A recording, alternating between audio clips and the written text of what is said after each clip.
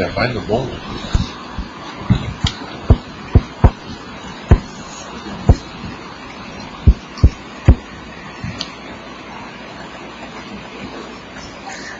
Acho que vai ter que trocar.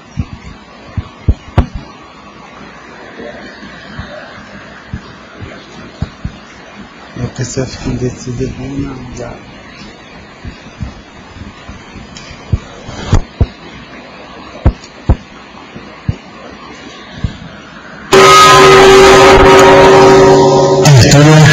Boa tarde aí para todos e todas. Hoje é dia 23 de abril de 2011, sábado.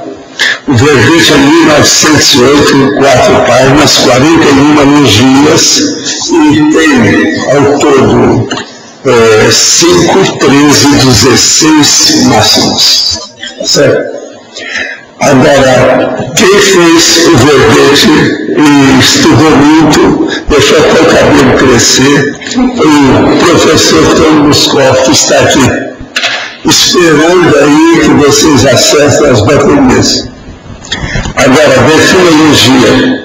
O tema é a autenticidade consciencial da comunicologia e a definição.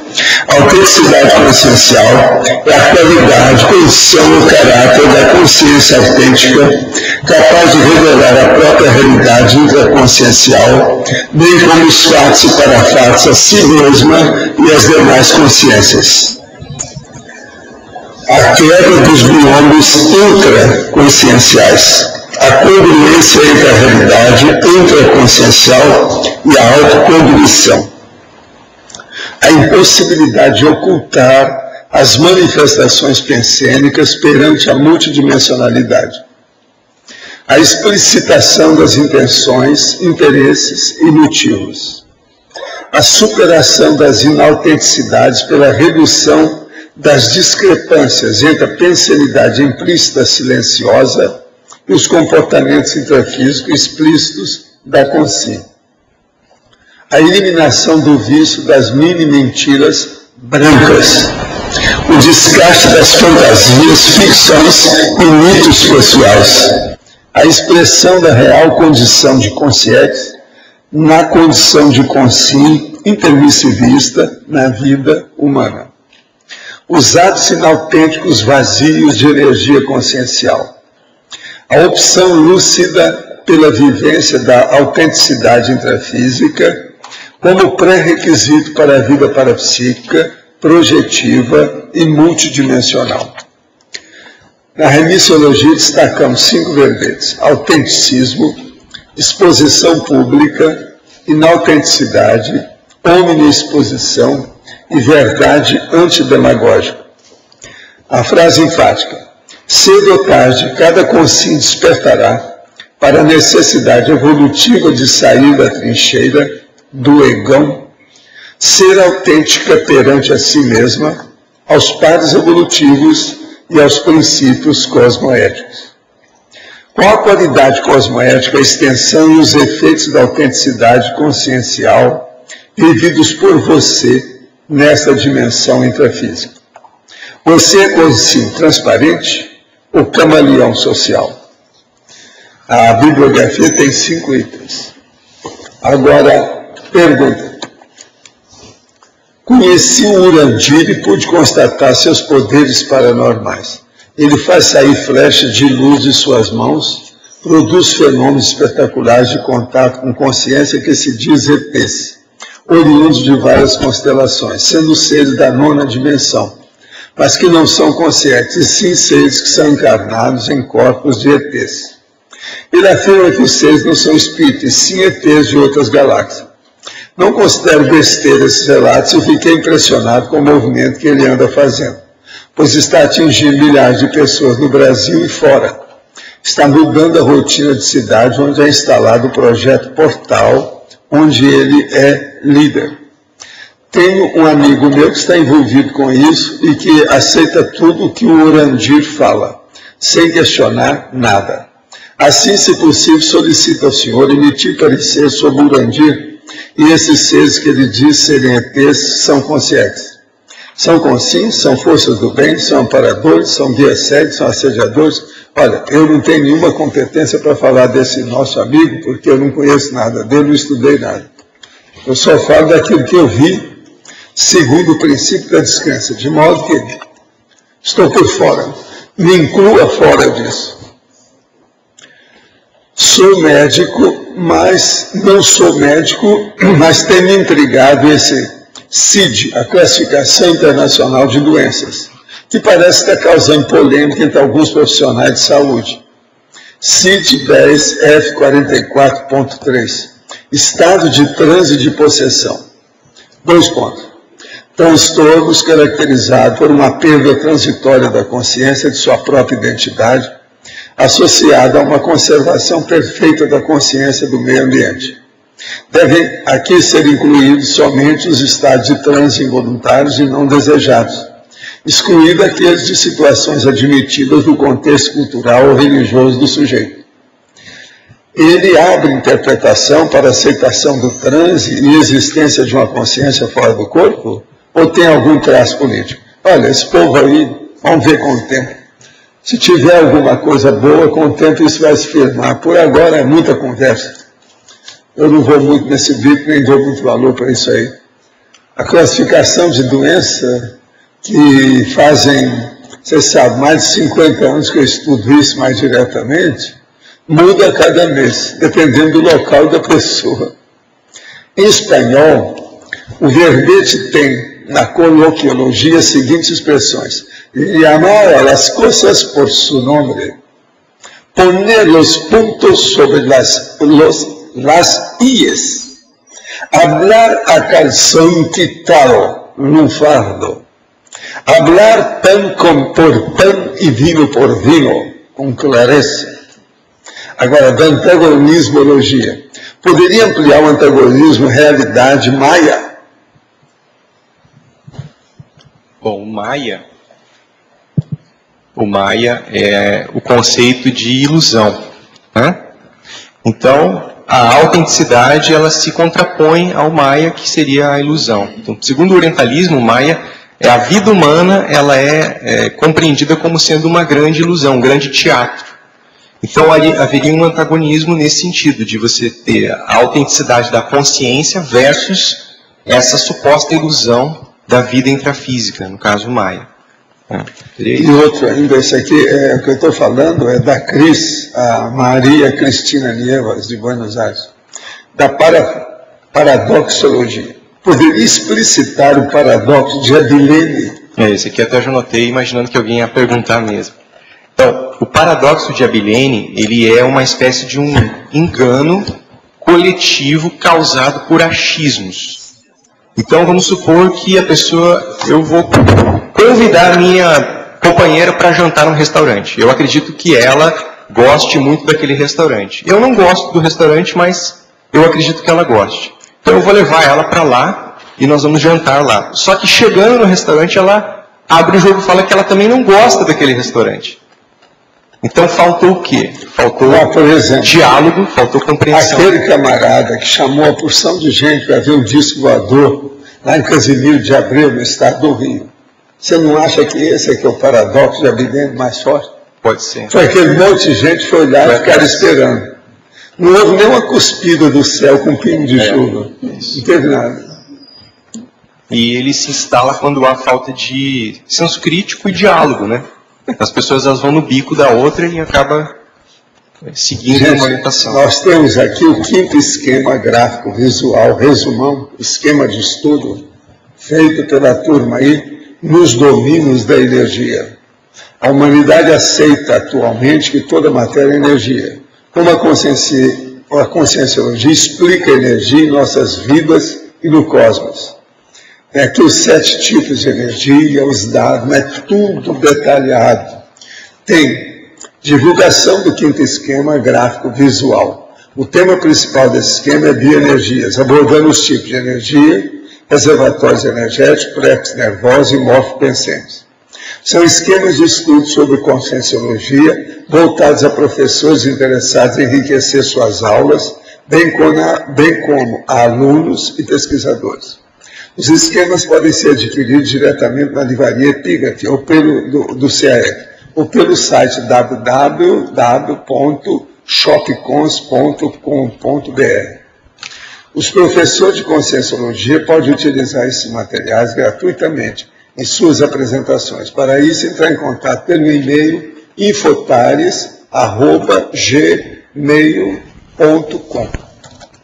De modo que está beleza aqui o quadro, está muito bem feito desse esquemão, resumão. Vale a pena ver.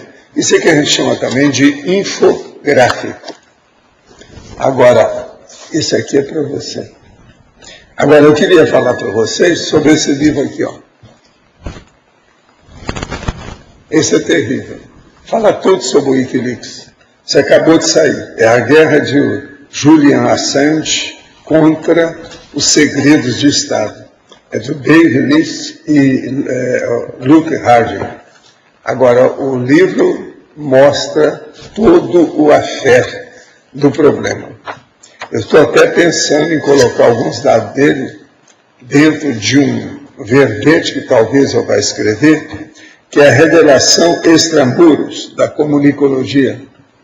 Isso aqui é uma revelação extramuros, que é a revelação dos segredos de Estado, principalmente dos Estados Unidos. Mas aqui é incrível. Por exemplo, em Crescente há mais bancos de igreja do que habitantes. É um dos lugares que eles têm lá com os negócios. É muito bacana essa relação que fizeram. Tem mais banco de igreja do que habitantes. Quer dizer, que estão em alguns bancos, deve ser para consciência. Né? Eu não sei. Agora, ele fala muito da Overseas Telecommunication Commission. Fala também da Wars Against Nuclear Killers. Quer dizer, um negócio contra os assassinos nucleares. É uma instituição. Agora, tem também o Chaos Computer Club, quer dizer, o clube de computação do caos. Agora, tem também aqui a privacidade muito boa, é Pretty Good Privacy, isso também é uma instituição. Tem um monte desses nomes de instituição que você não encontra nem nos dicionários de informática. Tem também o roteador Cebola, que é abreviado para Tor, T-O-R, o roteador. Esse aí tem alguns aí que conhecem. Né? Agora, a revista People pagou $10 milhões pelas fotos do bebê do Brad Pitt e da Angelina Jolie. Tudo está falando, põe tudo aqui. Agora, tem o MMI, que é a Iniciativa das Mídias Modernas, que é um dos grandes também aí internacionais. Agora, junto com isso, no maior vazamento da história, a gente vê o seguinte, que isso foi o sonho do historiador e o pesadelo do diplomata. É o Timothy Garton que falou. Agora, andar falando também é um mosaico incomparavelmente detalhado da vida e da política do início do século XXI. A revelação de coisas que os cidadãos têm direito de saber. Diplomatas veteranos estão acostumados a conduzir as discussões mais delicadas extramuros. E nem todos são pegos de surpresa por essas revelações. Agora, foi pelo rabo. Diplomatas americanos estão sendo solicitados a fazer coisas que normalmente se espera de espiões de baixo escalão. Isso é terrível mesmo, que a gente está vendo aí. O rei Abdullah da Arábia Saudita encorajou os Estados Unidos a atacar o Irã e destruir o programa nuclear do país. Existe uma ansiedade de Israel em preservar o monopólio nuclear na região. A Rússia se transformou num estado praticamente mafioso. Eu falo isso há anos, que a gente sabe dessa história. Em que não se pode diferenciar entre as atividades do governo e dos grupos do crime organizado. O crime organizado aqui no caso chama CO, crime organizado, CO. Para muitos, as revelações do Wikileaks sobre a Rússia foram as mais intensas que já aconteceram em qualquer época. Tem uma reunião que o cara fez, o Kadyrov ofereceu notas de $100 aos dançarinos e deu ao feliz casal um presente pouco comum, um bloco de ouro de 5 quilos. Presente de casamento, um bloco de ouro de 5 quilos. Agora, eles aqui estão falando que a Pfizer é a maior empresa farmacêutica do mundo, ela também entrou nisso aí. Teve gente que indicou o Julian Assange fosse para o Prêmio Nobel da Paz. Agora, o Berdi Mukhmedov não gosta de pessoas mais inteligentes que ele. E como ele é muito inteligente, não é muito inteligente, a fonte lá diz, ele desconfia de muita gente. Isso aqui está falando de onde é o cara. Ele chama Gurbanguly. É do Turcomenistão. Sai dessa. Agora, a Tunísia foi a primeira revolução feita a partir do Wikileaks. Você sabe que a Tunísia mudou o cara lá por causa deles. Julian Assange acabara de se transformar no São Sebastião da era da internet. O mártir perfurado pelas muitas flechas dos incrédulos. Agora, tem aqui uma série de condições. Uma das coisas mais bravas que tem, que estão falando aqui do ogro soviético, aquele homicida, que é o Laurent Beria. Que eles falam aqui que o cara era terrível, né? Você sabe que ele era o comissariado do povo para assuntos internos. A polícia secreta do Partido Comunista foi um dos homens mais temidos da União Soviética na época do Stalin. E foi quando se matou mais gente no mundo, né? Foi na época do Stalin. Agora, tem aqui, então, uma série de condições, é o livro que fala mais desse processo. Agora, junto do Wikileaks já tem a Indoleaks, a Brussels Leaks, a Balkan Leaks, a Thai Leaks e a Pinoy Leaks. E fora outros, tem outros aqui que eu não coloquei tudo junto aí. Agora, eles falam do cyber analista, e tudo quanto é livro de saiba isso, saiba aquilo, eles explicam tudo. E, no fim, eles têm alguns dos telegramas que causaram mais espécie, mais problemas internacionais. De modo que esse livro aqui é um livro sério, como documentação, e quente, porque alguns meses depois do fato ocorrido, ele foi lançado. Ele foi lançado agora, recentemente, no Brasil, sabe? Se alguém quiser dar uma olhada dela, está aqui, só depois de devolver. Esse livro... ele tem tudo a ver com o tema, né? Sobre a autenticidade consciencial. Então, é por isso que a iniciativa dele... Estou falando para você que está dentro da sua linha de manifestação. Que faz a quebra da censura. Eu sou contra esses hackers, porque a maioria deles são ilícitos e negativos. Mas nesse caso aí do nosso amigo, ele é dúbio. Ele tem uma parte boa e tem uma parte ruim. Mas agora que um fato igual esse eu acabo aplaudindo, eu sou obrigado a aplaudir pelas circunstâncias. Eu que conheço as coisas lá, vi as coisas, até conversei com gente Pentágono, não sei como é que é isso. Negócio de CIA, FBI,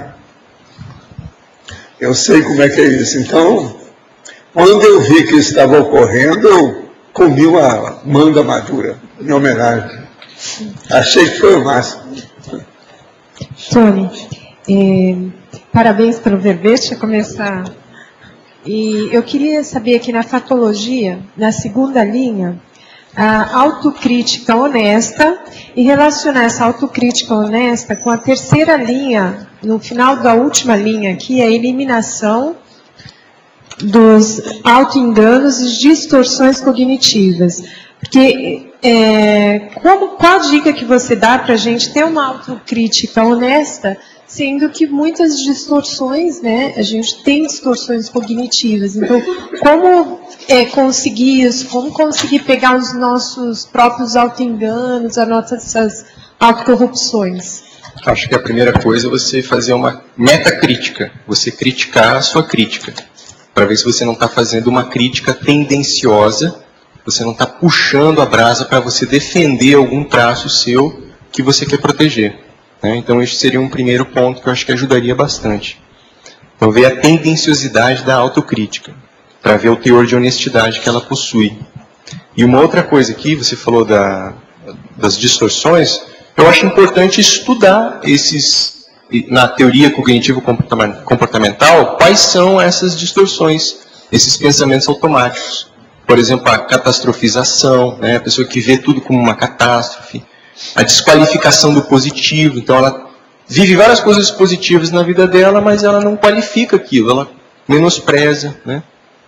Então, a vitimização, são alguns tipos de pensamentos. Se você passa a conhecer e estudar esses pensamentos, na teoria cognitivo-comportamental mesmo, isso vai ajudar na hora de você fazer essas autocríticas. Você vai identificar, vai acionar o alarme na hora, opa, isso aqui é um pensamento automático.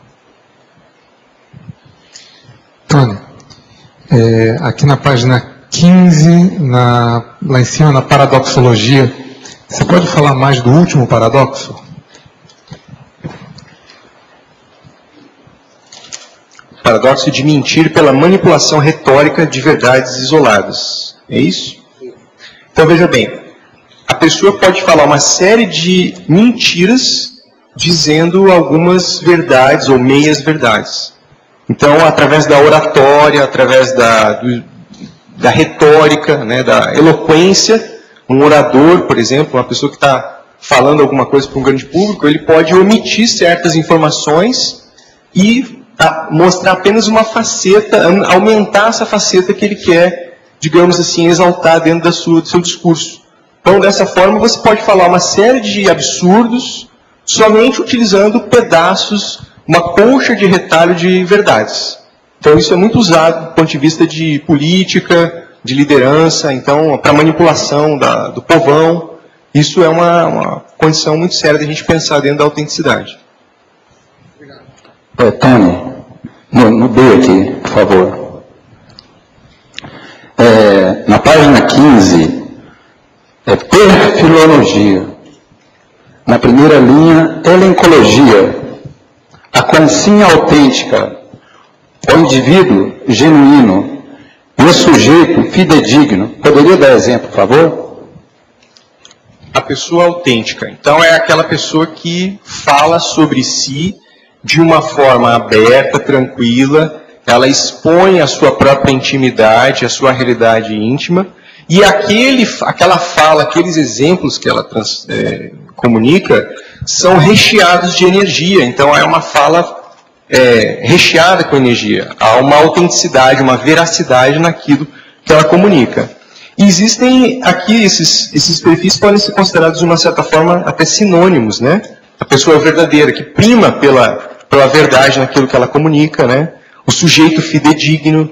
Então, isso a gente pode ver em vários casos onde a pessoa ela está, de fato, exteriorizando a sua intenção, ela está mostrando aquilo que ela está pensando para os outros, sem nenhum tipo de mistificação, sem nenhum tipo de hipocrisia, né? Então, ela expõe aquilo, de fato, que ela é. Ela exterioriza a consciência dela para que os outros possam perceber com mais clareza. Então, isso você pode ter, por exemplo, dentro da consciencioterapia, dentro da consciencobaia, na conscienciometria, né? Existe uma série de situações onde isso pode ser visto, ser exemplificado. Aqui na página 15, paradoxologia, o primeiro paradoxo. Paradoxo da mentira genuína. Sim. Por que isso configura um paradoxo? Porque o mentiroso é um mentiroso autêntico. Ele, de fato, ele é um mentiroso. Ele acredita naquilo, não é só que ele acredita, mas aquela mentira é uma mentira verdadeira, uma mentira autêntica. Então, isso configura uma falsa contradição, que é um paradoxo, né? Ele acredita na mentira, né? Tá ok, obrigado. Hein? É o verdadeiro 171. Aquele é o autêntico 171. Então, esse seria o paradoxo. Obrigado. Vocês têm alguém na frente aí, mas... tem algumas, vou falar isso, tomar muito tempo, a gente passa para lá. Você mencionou aqui, eu nem marquei aqui, Parato se escreve com 2 A's mesmo, né? Parato, sim. Tá certo, né?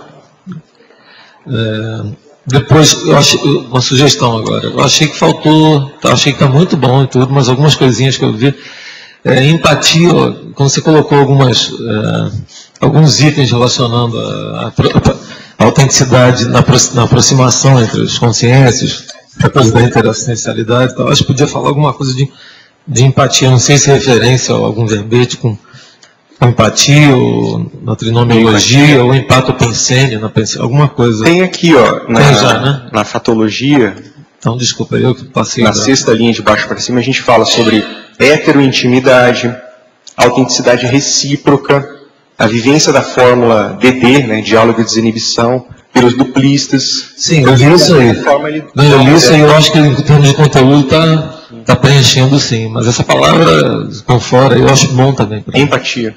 Podemos achar. E achei que também podia ter, como você fala muito, eu acho que foi muito inteligente mencionar a coisa da fatologia várias vezes, né, para você ter a proximidade com o fato real também. Uma sugestão é de, se puder incluir algum item na experimentologia, na interdisciplinologia, a coisa da experimentologia, se bem que você pôs a fatologia já também, né? E a última aqui, como você botou vários princípios, né, populares, da sabedoria popular e tal, esse aqui eu não sei se é verdadeiro, né, mas tem um também que é aquilo que os olhos não veem, o coração não sente, que também tem alguma coisa a ver com a... tem relação. Tem relação também. Eu acho que é isso aí, obrigado. Duas sugestões, talvez, para a fatologia, para pensar, tá? Não estou afirmando que seja o ideal. É a personalidade consecutiva auto-identificada, como um fator de autenticidade, e o autorado revelador, de conscienciologia, tá? Sim, o autorado conscienciológico como fator autorrevelador. Sim, você diz a pessoa que ela se expõe publica, através da publicação. Se trombica ou se dá bem. Sim. Aqui no estrangeirismologia tem a eliminação do mise-en-scène. É que eu vi no dicionário aqui, esse scène é com acento. Eu já marquei, tudo certo, nós já temos isso antes. Livro francês. Tony, novamente aqui no B, na argumentologia, a última linha, a glasnost, parasocial inerente às comunex evolutivas. Poderia dar mais exemplo, por favor? Sim. É o seguinte, isso aqui tem relação com, por exemplo, a interlúdio ou essas comunidades extrafísicas evoluídas, onde as consex que habitam essas comunidades, elas utilizam da comunicação telepática. Então não tem como você esconder nada de ninguém. Você está com seus pensamentos sendo visíveis a todo momento. Escrutinados e prospectados. Isso. Então veja que desafio isso representa para, por exemplo, o projetor que vai sair do corpo e vai para uma dimensão como essa. Ele não pode esconder nada de ninguém. Então a gente até pode fazer uma pergunta. Você iria passar uma semana ou um mês em um local onde você não poderia esconder nada de ninguém e onde todo mundo poderia ver o que você pensa? Você faria essa viagem, essa excursão para esse local? Então, essa glasnost, o que é glasnost? É transparência. A palavra russa significa transparência. A gente está até falando o professor Val está falando da Rússia aqui, da questão. A origem dessa palavra veio justamente da liberdade dos meios de comunicação. Aqui na Conscienciologia, a gente usa esse termo para expressar a ideia de transparência entre as pessoas, entre nós aqui. Então, de uma certa forma, nós estamos aqui dentro de um balão de ensaio. A ideia é que isso seja um arremedo do que no futuro existe a condição dessas comunex aí avançadas.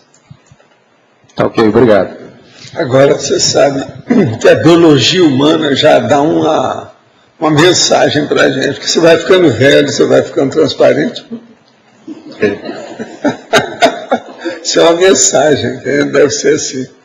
Passar para lá já transparente. O ideal seria passar todo mundo translúcido, né? Todo cadáver se tornar translúcido ou transparente. Isso seria o máximo. Tony, aqui não há, no lado direito. Parabéns pelo verbete. Eu estava pensando, dentro da autenticidade, na personalidade dependente, que é aquela que precisa da aprovação dos outros, né, para se manifestar. E ela deixa de ser autêntica e mostrar sua verdadeira personalidade por causa disso. Então, eu não sei se seria bom colocar na fotologia e saber tua opinião sobre o assunto. Tá? Bom, esse verbete aqui, ele é baseado num livro que eu estou escrevendo. Então, o que eu procurei fazer? Eu procurei enxugar e colocar o que tiver mais relação com a autenticidade. Eu caí muitas vezes na tentação de colocar algumas coisas sobre inautenticidade. Tem até um verbete que fala sobre isso, né? Mas isso que você falou da personalidade que é dependente da aprovação, ela tem tudo a ver com o problema da inautenticidade. Quer dizer, a vaidade da pessoa, dela querer ser aceita pelas outras, faz com que ela modifique o que ela é, ela ser um camaleão social, né? Para que ela possa receber a aprovação, o reconhecimento, o senso de pertencimento do grupo. Então, eu diria que um dos grandes motivos do problema da falta de autenticidade, a inautenticidade, é justamente esse. É a questão da vaidade, você querer agradar todo mundo, você não está agradando a si mesmo, porque você está sendo contra, muitas vezes, muitas coisas que você está fazendo, né?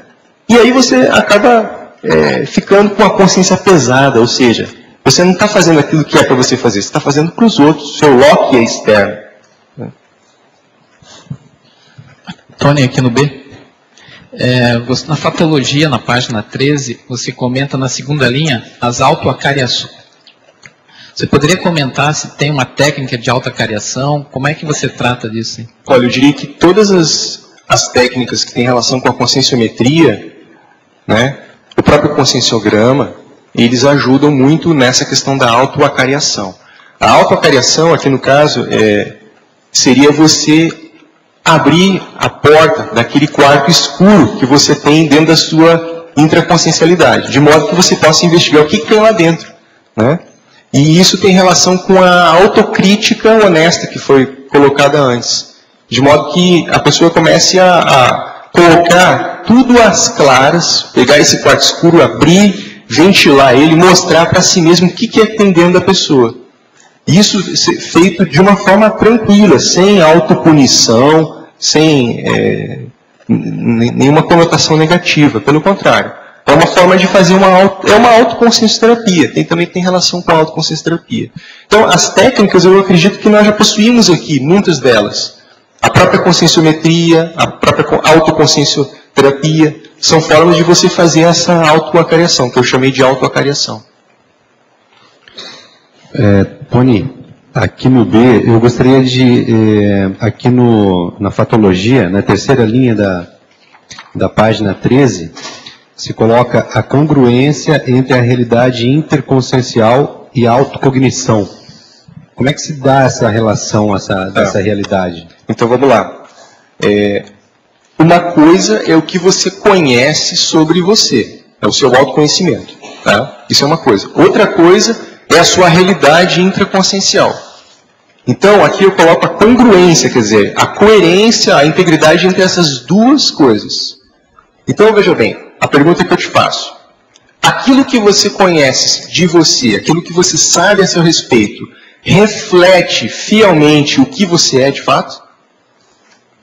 Então, seria mais ou menos isso daí. Aquilo que você sabe sobre você condiz com a sua própria realidade? Né? Muitas vezes nós temos um auto-julgamento, uma autoavaliação totalmente distorcida da gente. Para baixo ou para cima. Ou a pessoa às vezes se deprecia, ou ela se supervaloriza de uma forma até com cabotinismo, né? Ela se maximiza. Então, essa congruência é justamente isso. Uma coisa é a sua realidade intraconsciencial. Nós conhecemos pouco ainda sobre a nossa realidade intraconsciencial. Nós conhecemos alguns flashes, alguns ângulos disso. Nós precisamos entender isso mais através da autopesquisa. E aí, no caso, a resposta que você deu no momento em que a Magali perguntou para você, seria uma técnica eficiente, a crítica da crítica. A autocrítica, uma crítica sobre a autocrítica. Isso. Essa seria uma técnica... Você quer ver uma coisa que ajuda, por exemplo? É você parar para pensar nas suas zonas de desconforto moral. Aonde é que a sua energia azeda? Aonde é que você fica com desconforto moral?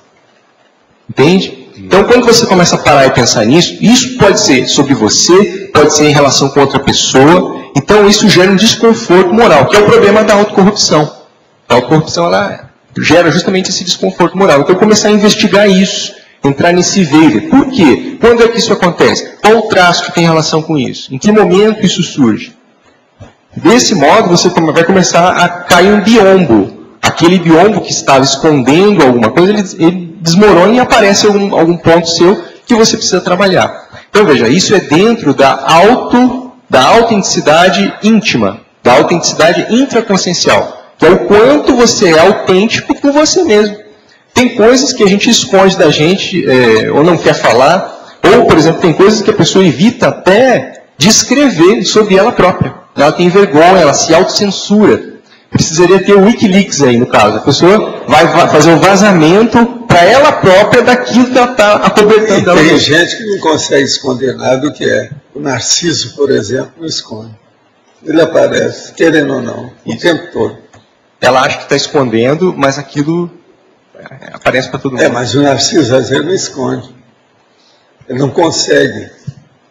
Ele acaba se rendendo à evidência e fica desse modo mesmo. O processo narcisista é isso. É muita coisa nesse sentido. E aí, no caso, né, nessa última colocação que você fez, seria um mecanismo de defesa do ego. O fato da pessoa não conseguir falar determinados traços que ela tem, seria um mecanismo de defesa? Sim. Seria, por exemplo, esse caso de esconder de si mesmo, seria o problema da negação da realidade. Só que seria a negação da própria realidade. Tá, entendi. Obrigado. Hein? A situação de meus pais é muito desagradável. Tudo que tentam para melhorar a situação econômica aqui dá para trás. Estão passando por uma fase difícil nesse ponto. Se tentam um serviço diferente do anterior, também dá na mesma, pouca freguesia. Para mim, é manifestação clara de assédio. Certa vez, eles acharam embaixo do sofá da casa um papel contendo ameaças de forma até poética, dizendo que iam nos embaraçar. Não sei se a nossa situação atual tem a ver com isso, mas que estamos embaraçados, estamos. O senhor poderia colocar o nome de meus pais na TENEP? Sim, pode deixar comigo. Ele mandou o nome e até o apelido que a pessoa tem. E o que ela faz? Tem tudo aqui, até o apelido. 2 apelidos.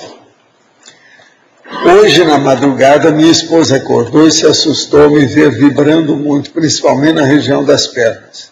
Não me lembro de nada de anormal, apenas tenho acordado por volta das 3h30 e de ter dormido novamente. O senhor pode dar sua opinião sobre o ocorrido? Olha, seria bom você examinar o que se passa. Isso aí pode ser muita coisa, do ponto de vista psicomotriz, neurológico e etc. Tal. E às vezes é apenas um processo de terror noturno ou qualquer coisa nesse sentido.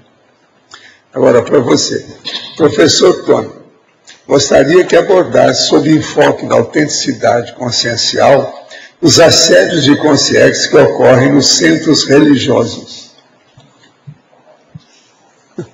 Olha, sobre assédio e autenticidade, eu diria que esse tema, eu até classifiquei ele como um tema neutro. Por quê? Porque a princípio a gente pode considerar a autenticidade como uma coisa boa, mas depende da intenção e do que está sendo comunicado ali. Então, existem assediadores muito sinceros, eles são francos, eles cometem estupro evolutivo. Agora, no caso de grupos religiosos, eu diria que o que ocorre mais é o contrário. É o acobertamento, é a dissimulação, é o eufemismo, é a manipulação das pessoas justamente através daquilo que a gente acabou de falar, da retórica, das meias-verdades, daquele paradoxo de você falar mentiras usando pseudo-verdades. O termo autenticidade, a etimologia da palavra, ela vem da questão do poder. Então, você sendo o dono da verdade, isso dentro da religião, você está com o poder na mão. Então, a pessoa se desdona da verdade. Ela está dentro de uma seita religiosa. Ela usa isso para manipular as outras pessoas através dessa falácia. Então, isso é a raiz, eu vejo, do assédio dentro da manipulação, do assédio, da lavagem cerebral dentro desses grupos religiosos. Falta o quê? Princípio da descrença. Precisa de analisar se aquilo que está sendo dito, como é que é, se tem lógica, qual a fundamentação, e a pessoa não permitir que ela seja convencida por ninguém. Ela usar o princípio da descrença e cair fora desse sistema. Professor Tony, sob sua ótica, se há em geral equívocos na leitura da própria realidade consciencial, como ser autêntico na construção do CPC, o Código Pessoal de Cosmoética? Como ser autêntico na construção do CPC? Olha, eu penso que na medida em que você vai conhecendo mais a si mesmo, você vai descobrindo alguns princípios e alguns valores.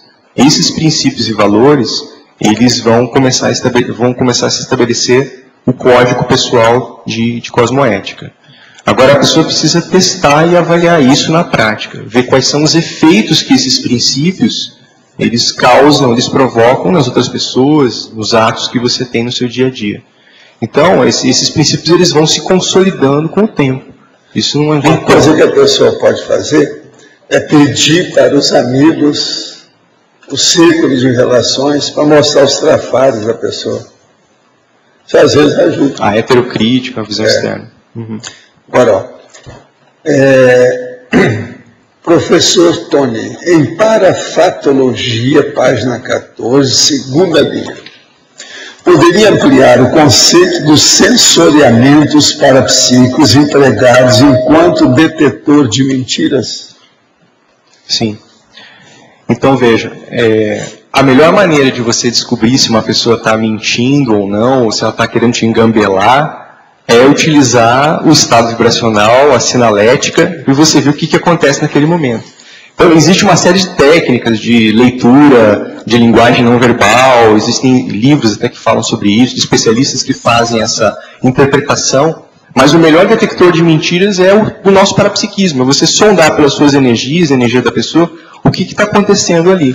Então, a pessoa pode, com o tempo, até desenvolver uma sinalética em relação a isso. Né, em relação a esse tipo de diagnóstico. Você vê que alguma coisa que estão te falando não está descendo redondo, não está bem na energia, e isso funciona como uma espécie de um detector de mentiras, ou um detector de que algo não está coerente ali. É o parapsiquismo em favor da autenticidade. Gostaria que aprofundasse toda a trinomiologia, página 14. Toda? Caramba. Isso que é tudo. Ela quer tudo. Você pediu bastante. São só 5 linhas. Então, aprofundar toda. Vamos lá. Trinômio, vamos lá primeiro. Autêntico, essencial, prioritário. Então veja bem, o que é verdadeiro, o que é veraz, né? Isso é essencial para você, esse aspecto que é autêntico. E outra coisa, isso é prioritário, isso vai, digamos assim, ser colocado na primeira fila dentro do seu processo evolutivo, do seu momento evolutivo, então para a gente poder pensar na relação dessas três coisas. Existem coisas que podem ser, são autênticas, mas elas não são essenciais, elas não são prioritárias, aquilo não interessa no momento. Tá? O outro, autodefinição, intencionalidade e autenticidade. Você fazer uma definição clara de você. Quem é você? O que você é? Qual é a sua intenção? Muitas vezes nós não temos clareza do que nós queremos, não temos clareza da nossa própria intencionalidade. Então, a autenticidade, ela nasce justamente dessa clareza, dentro dessa intencionalidade, desse processo de autodefinição. Autorrespeito, autossinceridade, autoincorrupção. Então, a autenticidade, ela tem a ver com uma forma de você se respeitar, você respeitar a si mesmo, você se tratar com dignidade, né? Através dessa autossinceridade. E com isso você elimina aí o problema da autocorruptibilidade. Clareza, objetividade e realismo. Tá? A autenticidade ela puxa a pessoa para ver as coisas de uma forma mais clara, mais objetiva e mais realista, mais pé no chão, né? Então ela não fica viajando na dimenese, na dimensão da maionese. Ela aterrissa no planeta Terra e coloca o coronochakra no cosmos. Trinômio, debates sérios, argumentações realistas, intercomunicações transparentes. Então, eu acho, por exemplo, a tertúlia aqui é um exemplo disso, né? A gente está podendo fazer um debate sério, usar argumentos que são realistas, né? E buscar uma clareza na nossa comunicação. Tem um livro que explica o contrário disso, que, se não me engano, é do Schopenhauer, que fala sobre como você vencer um debate sem ter razão. Ele faz para criticar. Isso. Isso. Trinômio, intenção, palavra. Aqui seria a concentração desses três. Qual é a sua intenção? Que a intenção é silenciosa, né? Ela está dentro da sua consciencialidade. A palavra, que é o que você fala, e o ato. Essas três coisas são confluentes. Né? Trinômio, teática conforme verbação. Então, teoria e prática. Está coerente a teoria com a prática. Está coerente o conteúdo com a forma. Está coerente o seu verbo com a sua ação. Também para a gente avaliar aqui a autenticidade. E por último, a verdade, a confiança e a credibilidade. Então, a verdade, ela te dá credibilidade, né? E amplia a sua confiança. Se você é uma pessoa autêntica, isso aumenta a sua confiança. As outras pessoas vão passar a confiar mais em você. A sua confiabilidade, ela é diretamente proporcional à sua autenticidade. Tony?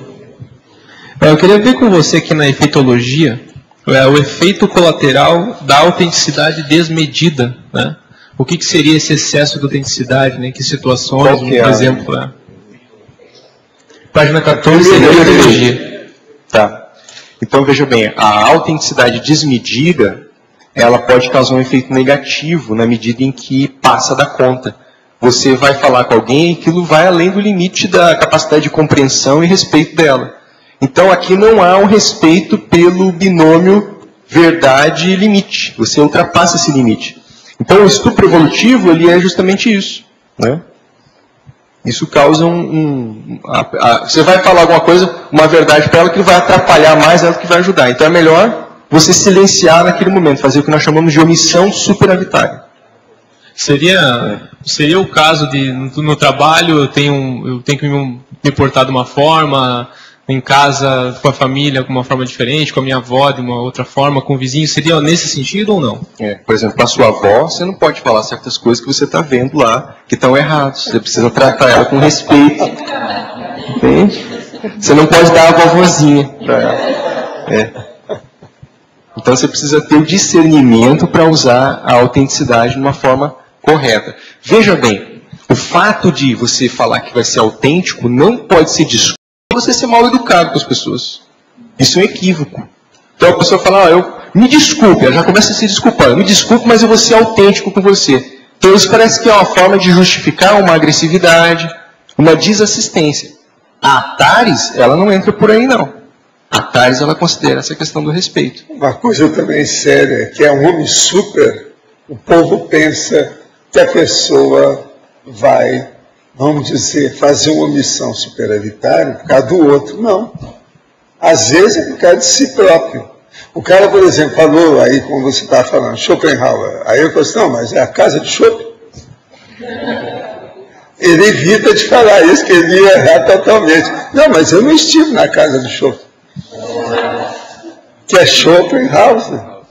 Você está entendendo como é que é? Então, às vezes o homem super essa condição é para melhorar a cara da própria pessoa que está fazendo essa evitação.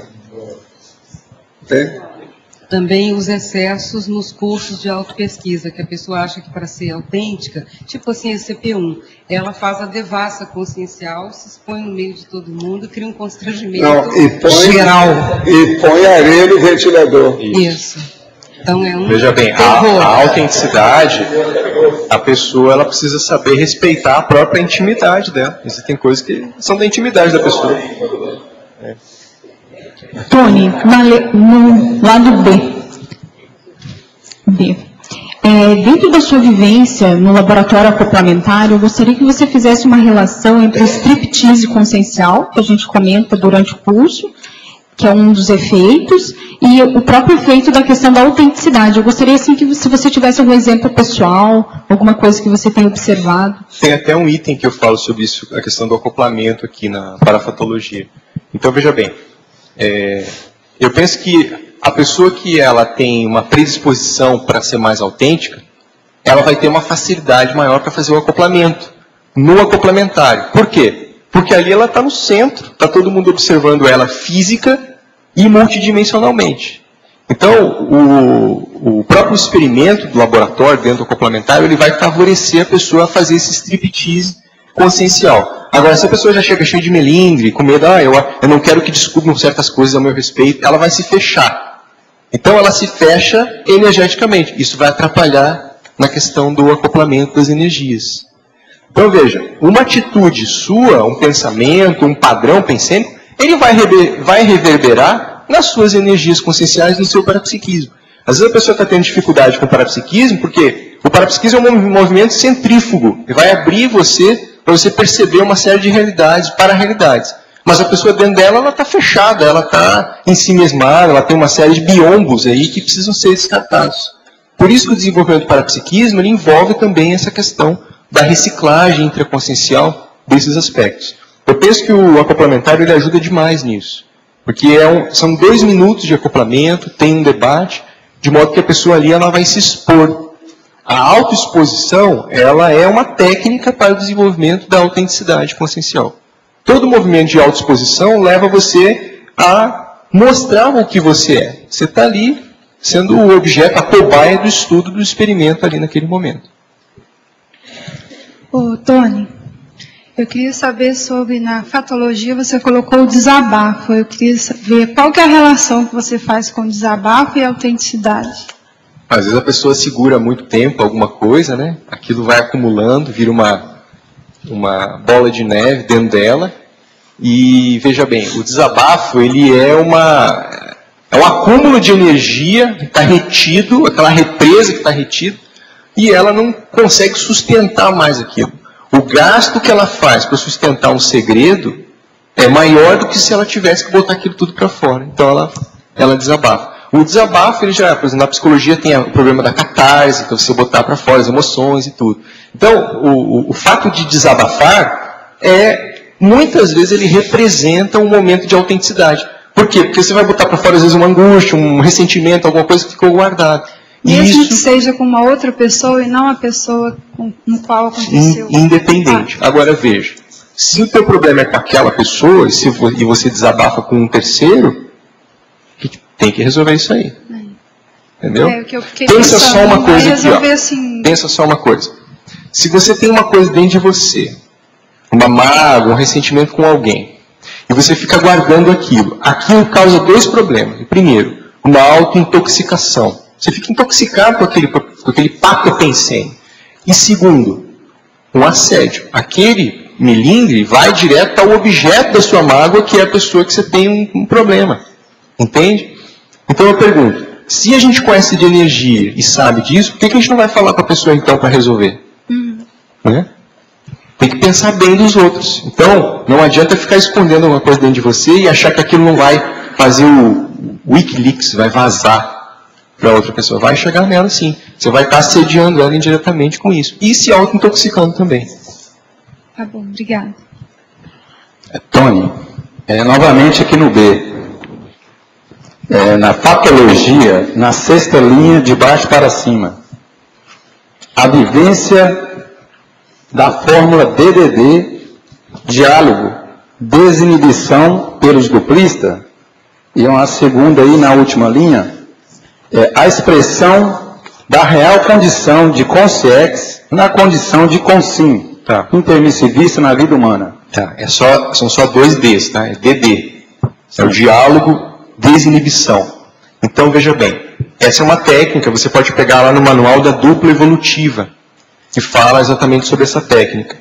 O casal, os duplistas, eles são um excelente ambiente, uma excelente oportunidade para você trabalhar com a autenticidade consciencial. através desse diálogo desinibido. Então você vai eliminar tudo que é tipo de puritanismo, repressão, assuntos que são proibidos, tabus, coisas que aquilo não pode existir numa relação.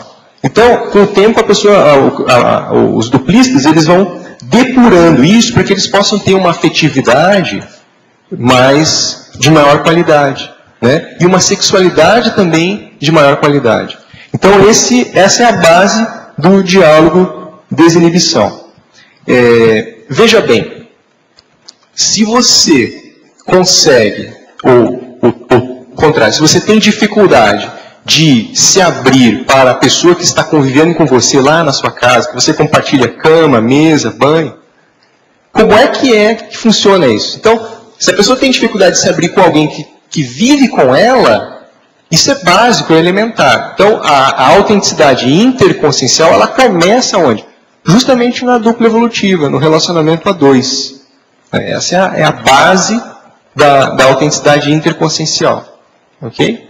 E isso vai ajudar a pessoa depois para que ela possa ter uma autenticidade com as consciências extrafísicas, com os amparadores, por exemplo, o amparador da TENEPS. Como é que você esconde coisas da sua esposa ou da sua companheira e você quer ter uma relação autêntica de confiança com o amparador, por exemplo? Existe uma contradição básica aí que a gente tem que avaliar, né? E outro ponto seria que a expressão da real condição de consciência, não é isso? Na condição de consciência intermissivista na vida humana.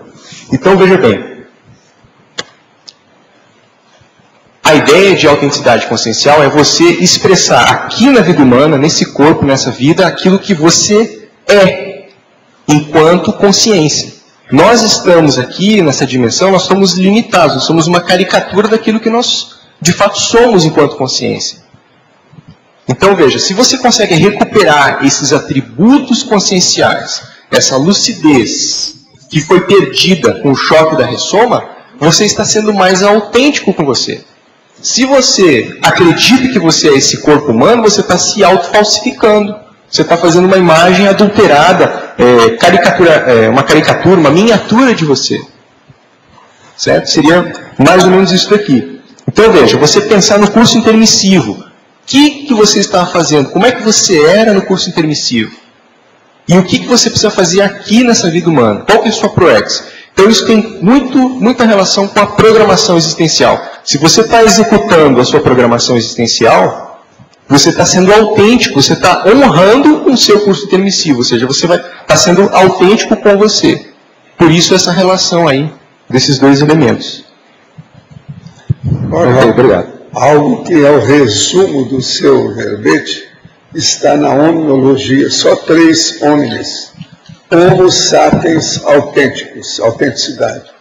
Homo sapiens fidedignos, fidedignidade. E Homo sapiens veros, a veracidade. Só com esses 3 aí já é o resumo de tudo que diz respeito ao assunto. Tony, aqui no B, parabéns pelo verbete. Página 14, fatologia, a penúltima linha. A expressão da real condição da consciência na condição de consciência intermissivista na vida humana. Poderia desenvolver um pouco mais? A gente acabou de falar sobre esse item aqui, mas a gente pode falar um pouco mais. Eu posso contar uma experiência que eu tive, que foi uma das bases que me ajudou a começar a escolher a fazer esse tema. Esse tema é um tema de um livro que eu estou escrevendo.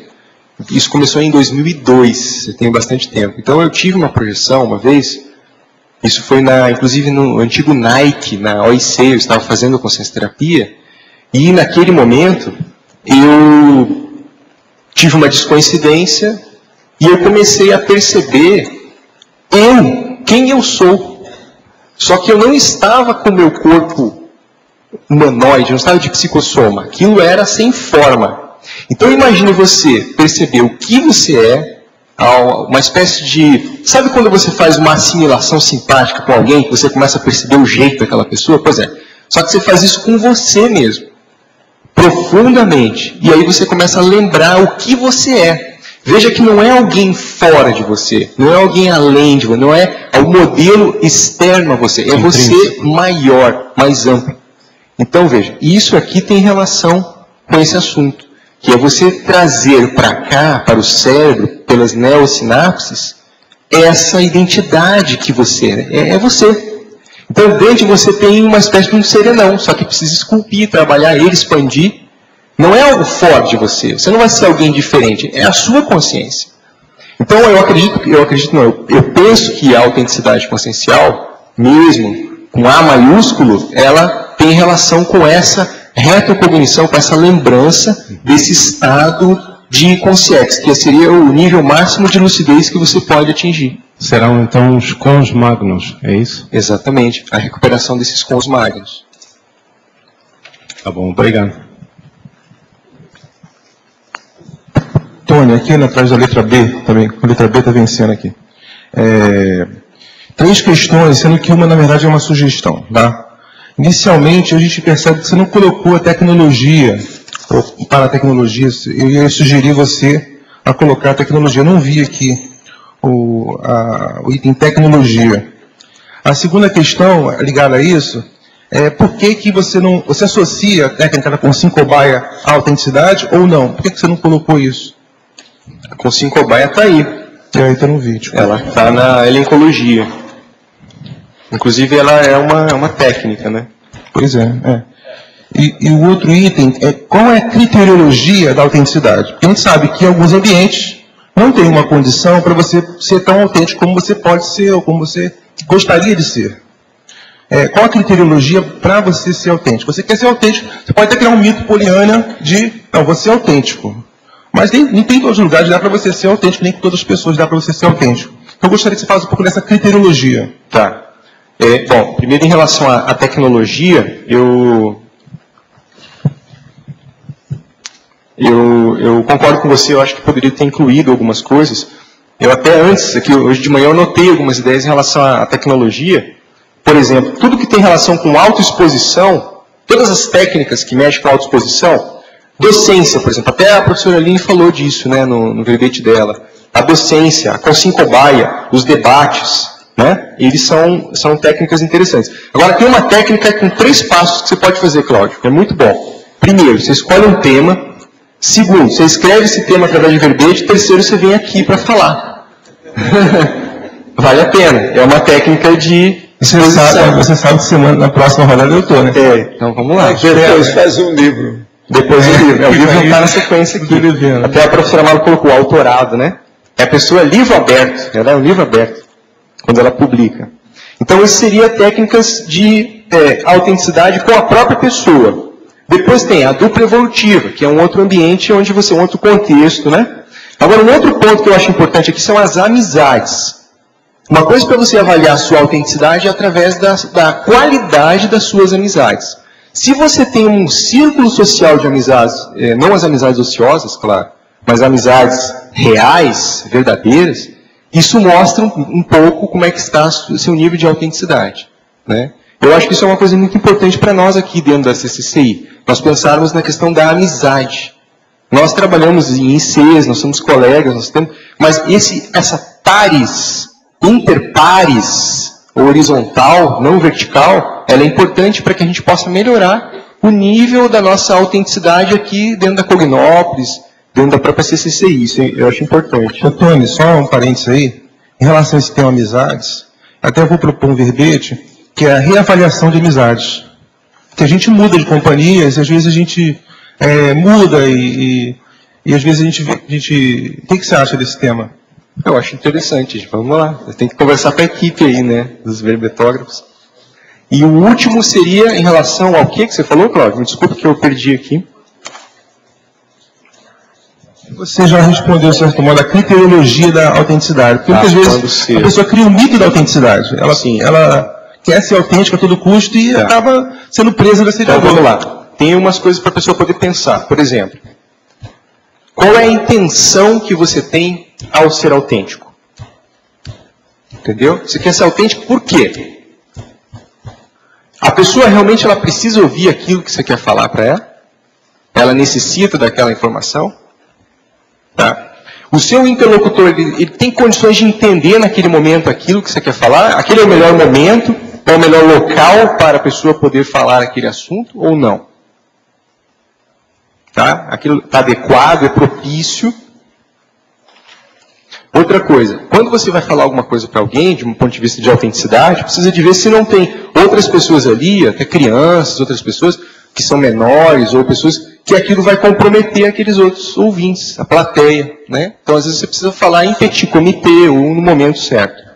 E, por último, você consegue pensar positivamente daquela pessoa, pensar bem dela, antes de falar com ela? Ou você já vai para brigar?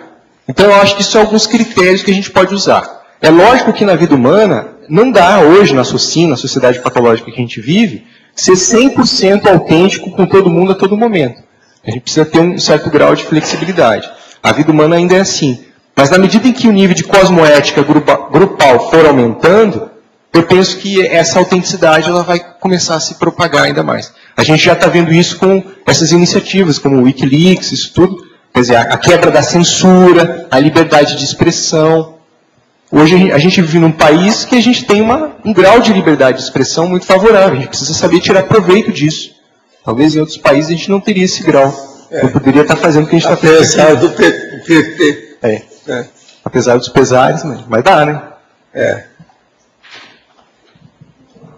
Oi. Simanoá, na última página, 16, a sua segunda pergunta, questionologia, você poderia falar um pouco dessa ideia que você está trazendo, que é antipodia da consciência transparente? Você pode falar nesse camaleão social?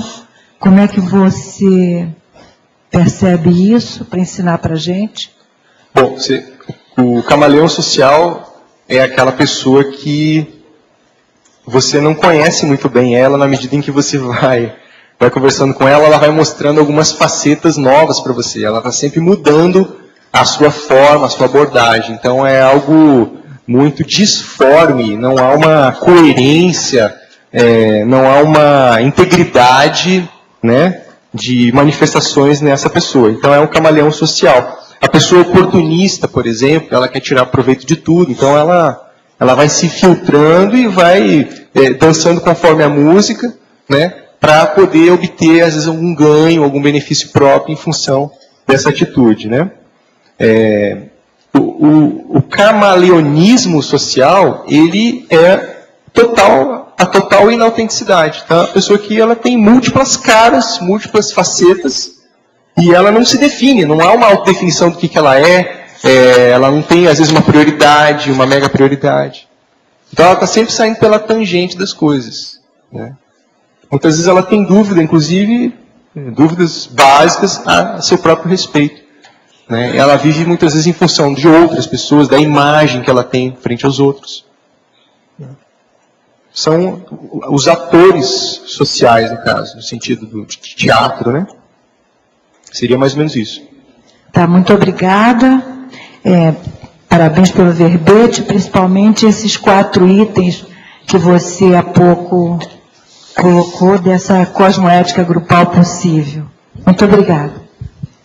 Tony, essa questão do camaleão, acho que um exemplo típico são os políticos, né? Uma parte grande dos políticos nossos, camaleão social. Por exemplo, esse traço você pode vê-lo na demagogia. Onde o camaleão aparece, ele se modifica conforme a plateia. Então ele agrada aquela plateia. Chega na outra plateia que é oposta, ele agrada também. Então ele está sempre querendo o apreço, fazer a média. Né? Dentro da política a gente vê muito isso. Dentro da política, dentro do esporte, dentro das artes.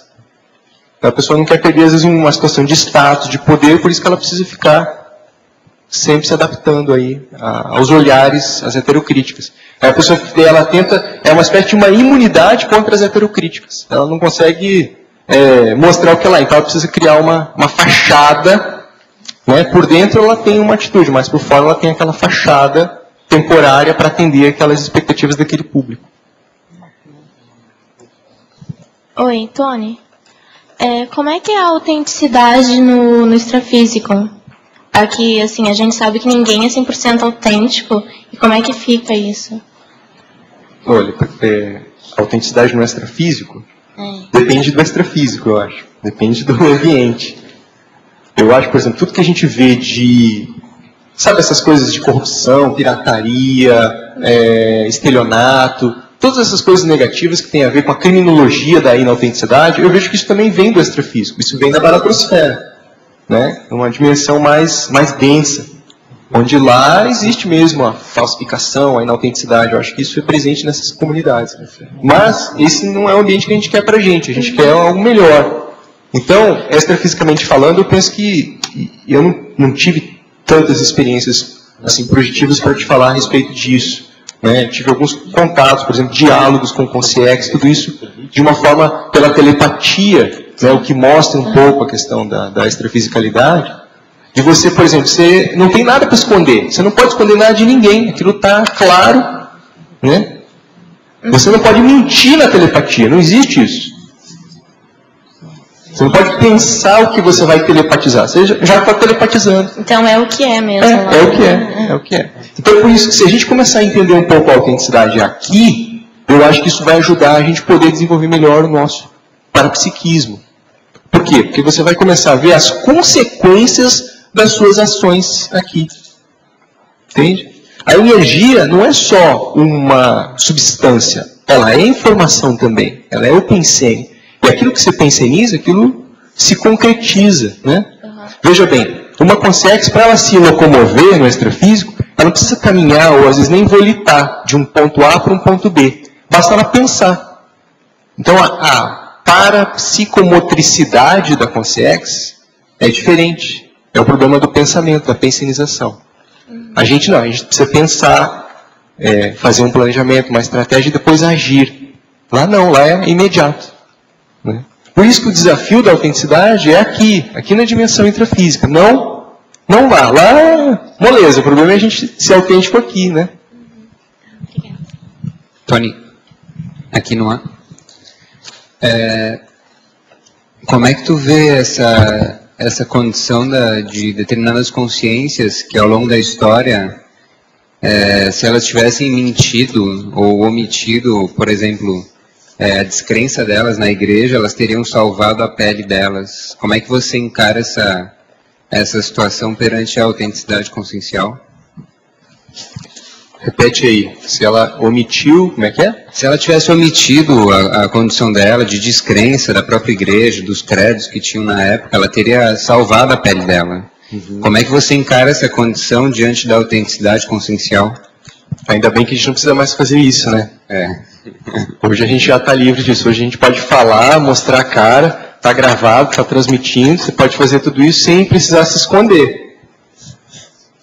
Agora, há um tempo atrás, uma saída que se tinha para esse problema era a questão do pseudônimo. Você podia publicar certas coisas e aquilo não aparecia o seu nome, então você se preservava. Hoje no Wikileaks eles usam um pouco essa questão do pseudônimo também. Então a pessoa que, não é o pseudônimo, mas o anonimato de quem é a fonte daquela notícia, esconde aquela notícia. Então por quê? Porque a pessoa corre risco de vida, ela está às vezes entregando lá para o jornalismo um segredo de Estado, né? Isso em pleno século XXI. Então, veja, precisa de ter o anonimato.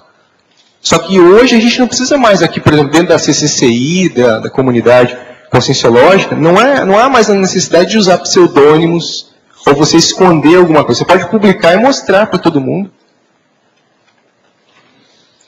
Professor Tony, gostaria de saber qual a sua visão sobre as formas de pressões advindas do nosso nível de autenticidade e de que maneira isso pode ser um fator desencadeante, entre outros, das dissidências.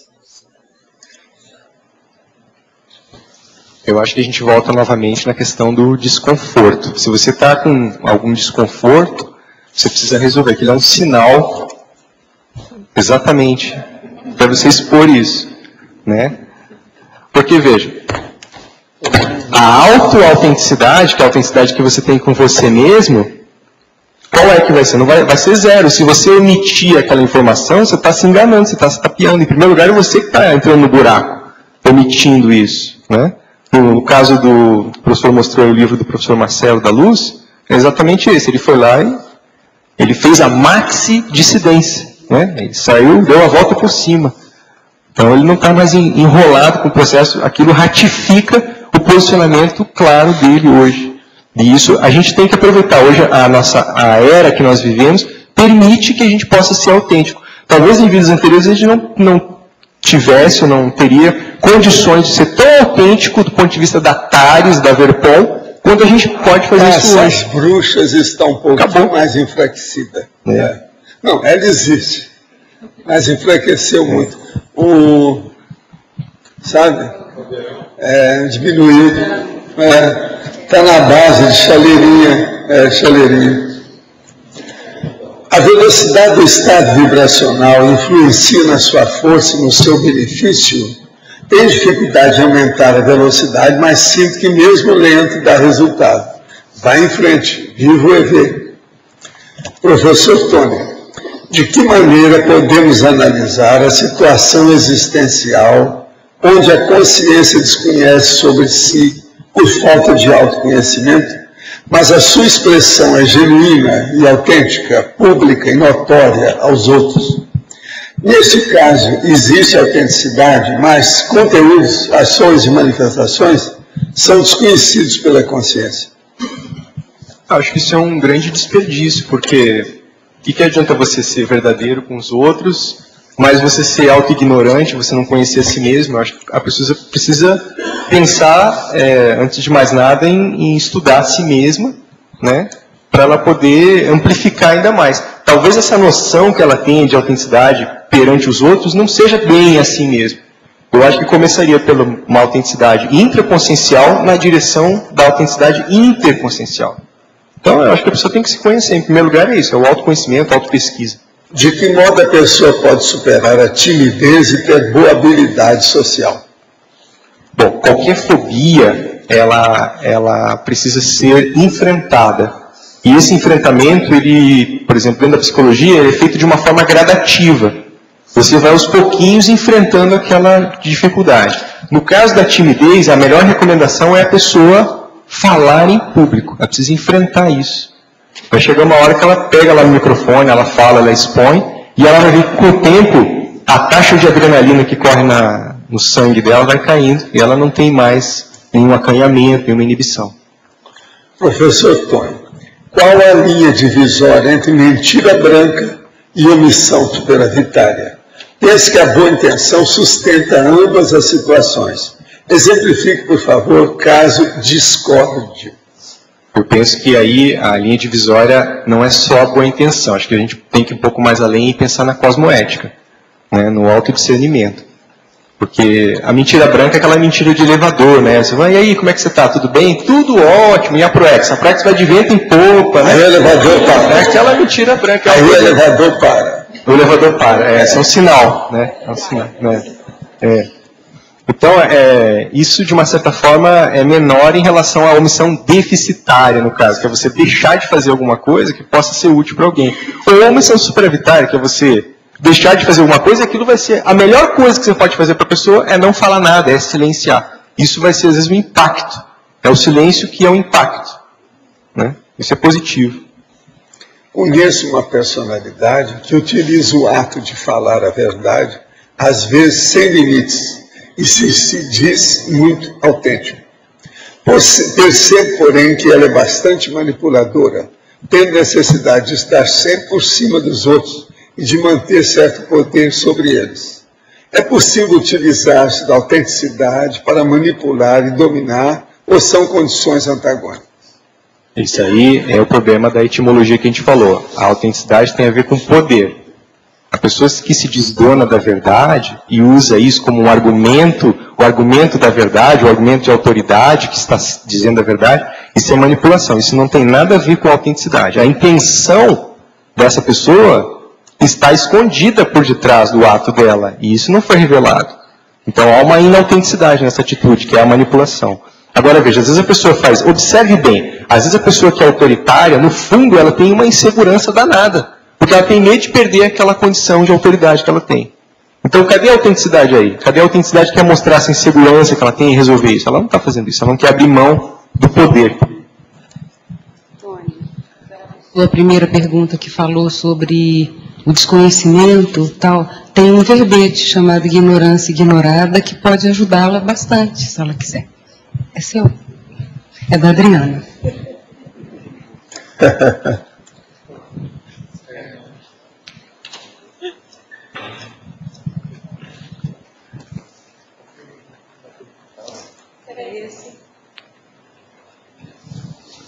Paulo.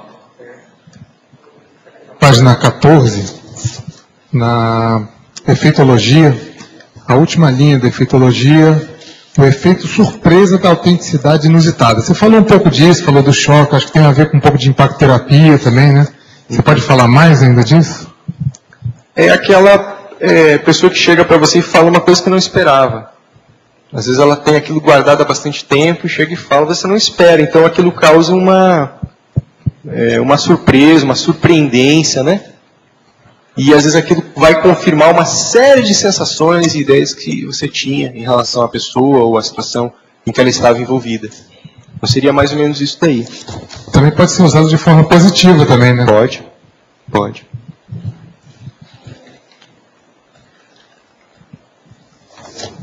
Laudo. Aqui, ó, do seu lado direito. Aqui. Pode falar. Pode falar.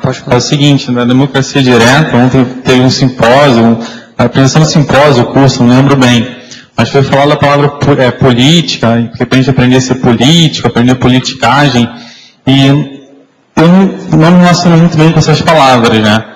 E quando ele falou na palavra diplomacia, isso até me agradou, porque é o seguinte, eu tive um problema sério a semana passada, em relação a um processo, que minha irmã, em vez de usar a palavra diplomacia, boas maneiras, saber lidar com o público, ela utilizou a palavra política e politicagem. E eu retornei o e-mail dela falando que eu não quero nem essa palavra na minha frente. Então, não seria mais correto, na hora de apresentação da democracia direta, utilizar, em vez da palavra política e politicagem, a palavra diplomacia, boas maneiras, saber lidar com os outros? É falar política mesmo. Há muito tabu sobre política. E a política, ela está por todo lado. A diplomacia, nem sempre. A política existe em todas as áreas da vida humana. A diplomacia, não. A diplomacia é um requinte. É uma construção, é uma, vamos dizer, uma evolução, um progresso, um nível avançado. Nós precisamos chegar para a diplomacia substituir a politicagem. Mas, por enquanto, ainda não tem, não. É preciso falar em política mesmo, não tem outro jeito, não. Essa palavra soa tão mal, é uma coisa tão... Mas há pessoas que têm, você sabe, verdadeira ojeriza da palavra, começa pela palavra política. Agora, veja, essa pessoa não tem diplomacia.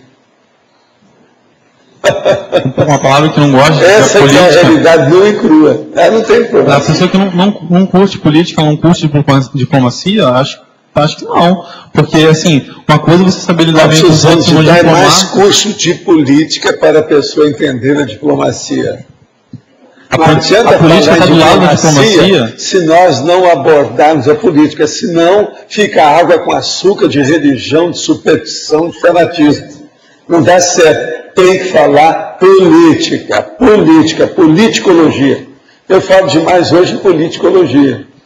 Agora, a politicária, a politicagem, ela existe, nós temos que falar nisso também. É a licitude e a ilicitude. O dolo, ele existe. Então, como é que fica? Outra coisa, atualmente eu estou escrevendo até sobre a paradologia, que é a ilicitude extrafísica dos assediadores, mega assediadores. É a paradologia. Isso é uma política extrafísica deles, tudo errado, é politicagem. Você entendeu? Então tem palavras que nós não podemos ter medo e a gente tem que enfrentar. A política é uma delas. Temos que enfrentar isso com o nome mesmo. Não adianta querer mudar, fazer eufemismo. Mas você acha a política uma coisa correta? É lógico que é. Eu só desafio uma coisa para você. Viva a sua vida sem política. Um mês para você. Vai estudar a sua vida e ver se você não está fazendo política. os maiores ignorantes, burraldo, burrildo, burroides, que não entendem nada de política, fazem política. A baratosfera está cheia de gente que foi politiqueira. Política nós não podemos fugir, gente. O que é que eu posso explicar mais para ele entender? Olha, tem um ditado que diz assim, quem desdenha quer comprar.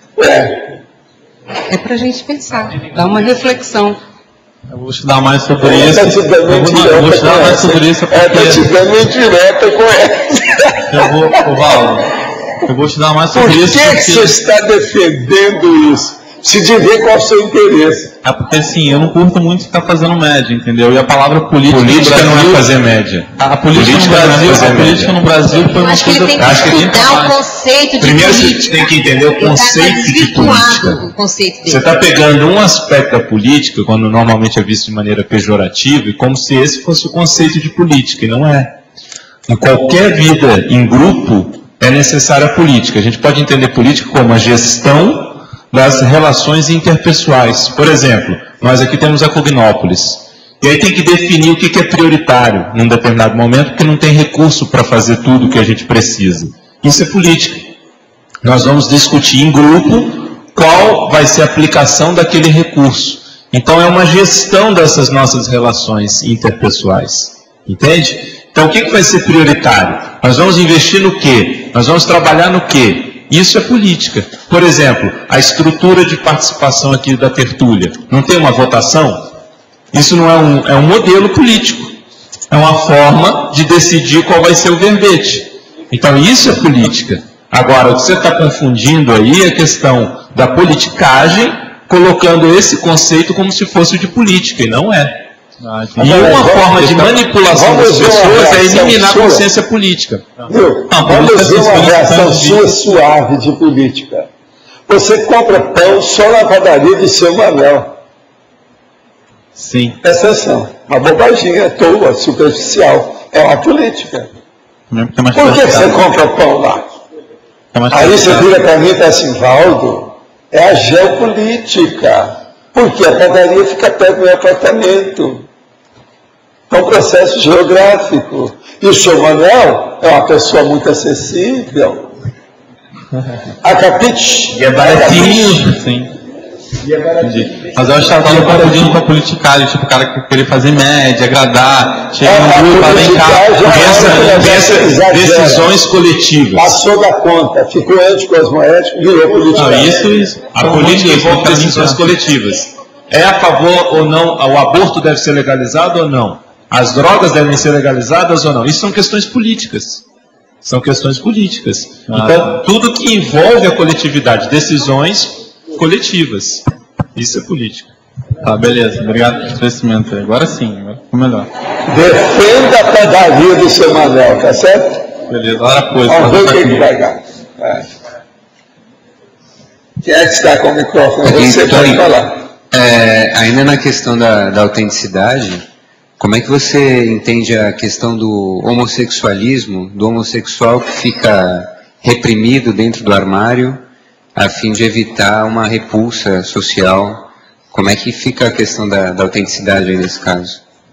Eu não sei se eu botei aqui, eu acho que não coloquei na elencologia.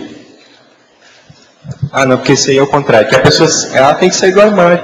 É a consim no armário e a consim fora do armário. Tem que sair do armário, tem que falar, expor aquilo, resolver aquilo com a família, com as amizades.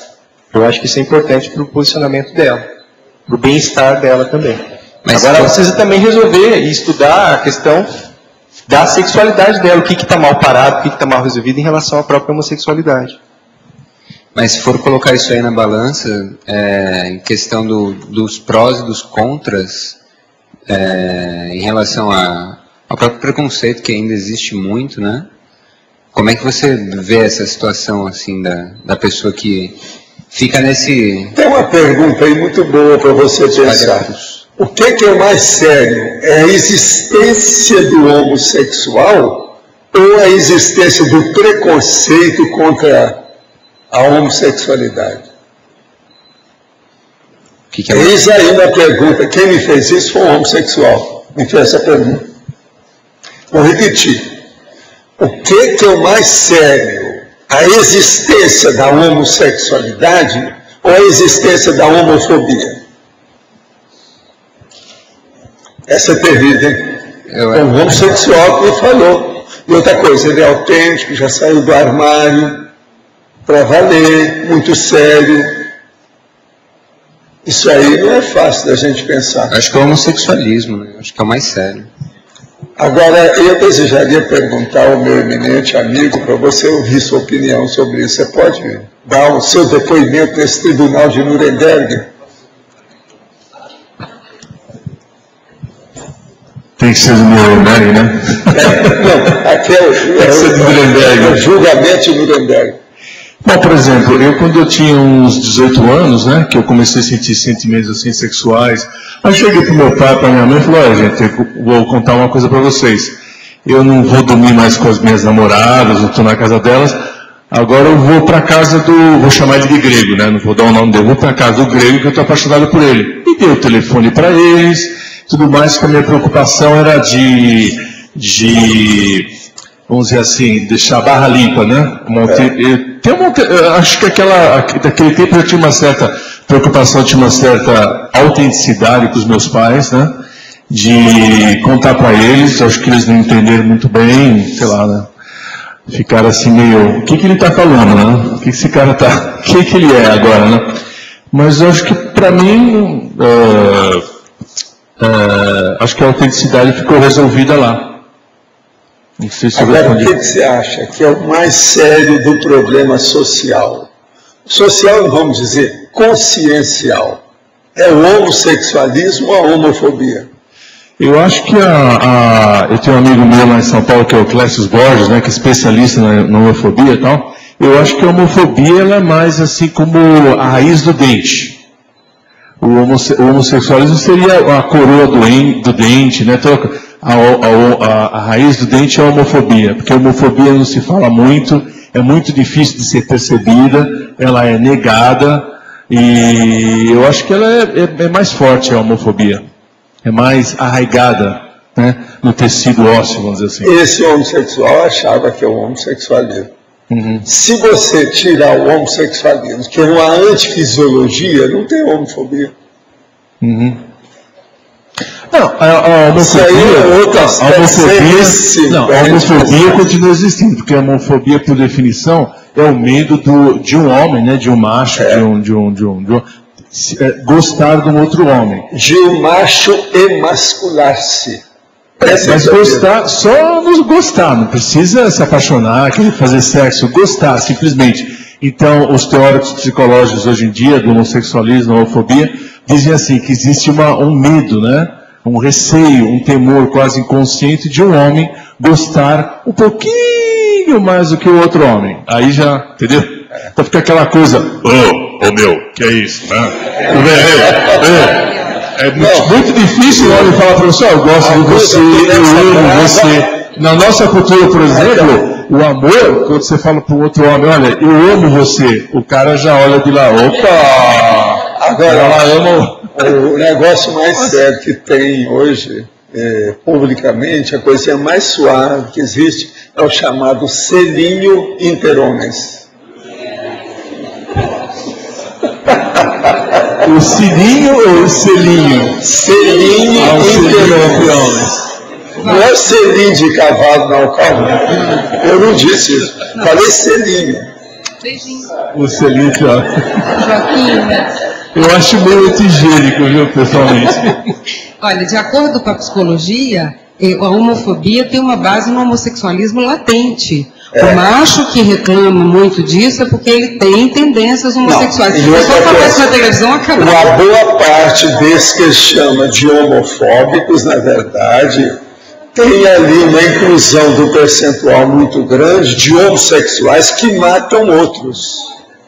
Isso é o problema da concorrência, porque eles nunca ficam satisfeitos. O nome disso chama reação formativa. É um mecanismo de defesa do ego. A pessoa vai contra aquilo que ela quer na verdade. Agora, o meu amigo lá estava certo. E esse é autêntico. Homossexual, autêntico. Que ele reconheceu, não. E a resposta dele no fim para mim foi essa: Paulo, se não houver homossexualismo, não tem homofobia. O que provoca as duas coisas é a antifisiologia. Tem pessoa que consegue tolerar e conviver com a antifisiologia do outro, e tem pessoa que não tolera. Esse é o homofóbico. Ele está errado? O mais errado de todos eles é o homofóbico. Por quê? Por que ele é mais errado? Isso aí agora é o outro lado. Não é o homossexual que é mais errado. O mais errado é o homofóbico. Por quê? O homossexual é um problema dele. Agora o homofóbico é do outro. O que tem que ver com aquilo? É aquilo que eu falei aqui. Por que é que o povo se incomoda tanto com isso? Por que não deixa para lá? Se desaparece o homossexualismo, ele vai ser preconceituoso com outra coisa. É só tirar uma coisa que aparece ele está outra. satisfeito, A raiz ele é a procura mesma. alguma coisa, a raiz é emocional, é psicossomática. Então lá no fundo, entende? Agora, por exemplo, esses dois conceitos.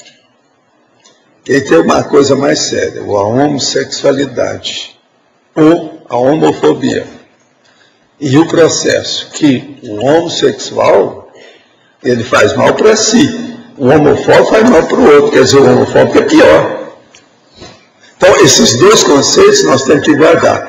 Agora, desses dois, entre homossexualidade e homofobia, se acabar a homossexualidade, não tem homofobia. Gente, tudo na vida nós temos que debater com racionalidade, com ponderação. Isso que eu estou falando sobre homossexualidade é imprescindível e inconcurso, quer dizer, é incontestável. E mais sério ainda? Tudo é fato. Como é que é para discutir mais isso? Todo dia no jornal você vê matando um travesti, então 4 jovens que assassinaram um travesti essa semana. Então, por exemplo, na Bahia isso é muito comum. Você tem homofóbicos, os famosos michês, são aqueles que se prostituem com os homossexuais e eles acabam matando, né? Então, Agora, o problema é o seguinte: você olha que tem artigo meu, inclusive tem coisa nos meus livros, que eu relacionei, estudei isso durante muitos anos, que eu atingi muito tempo homossexual, trabalhei com prostituta, zona boêmia, esse negócio todo. Agora, tanto aqui vi coisa também fora daqui do Brasil. Agora, se você for olhar, tem uma listagem minha de homossexual que matou o outro. Sim. Agora, o que se passa? Quando acontece isso, é porque aquele excesso chegou ao máximo. Então, às vezes, a pessoa mata a outra com 57 navalhadas. Sim, geralmente sim. Você veja bem quanta atitude, quanto ato, quanta ação, manifestação foi possível para fazer 57 navalhadas. Essa semana foi assim. Você pega o outro, matou com 36 facadas. O que aconteceu no caso essa semana? Então veja, aquilo ele já estava morto, agora, consistente a teimosia do processo da ideia. Isso tudo é coisa da homossexualidade. Você está entendendo? É um processo que não há satisfação com o problema. Há uma insatisfação permanente. E aquilo leva aos excessos.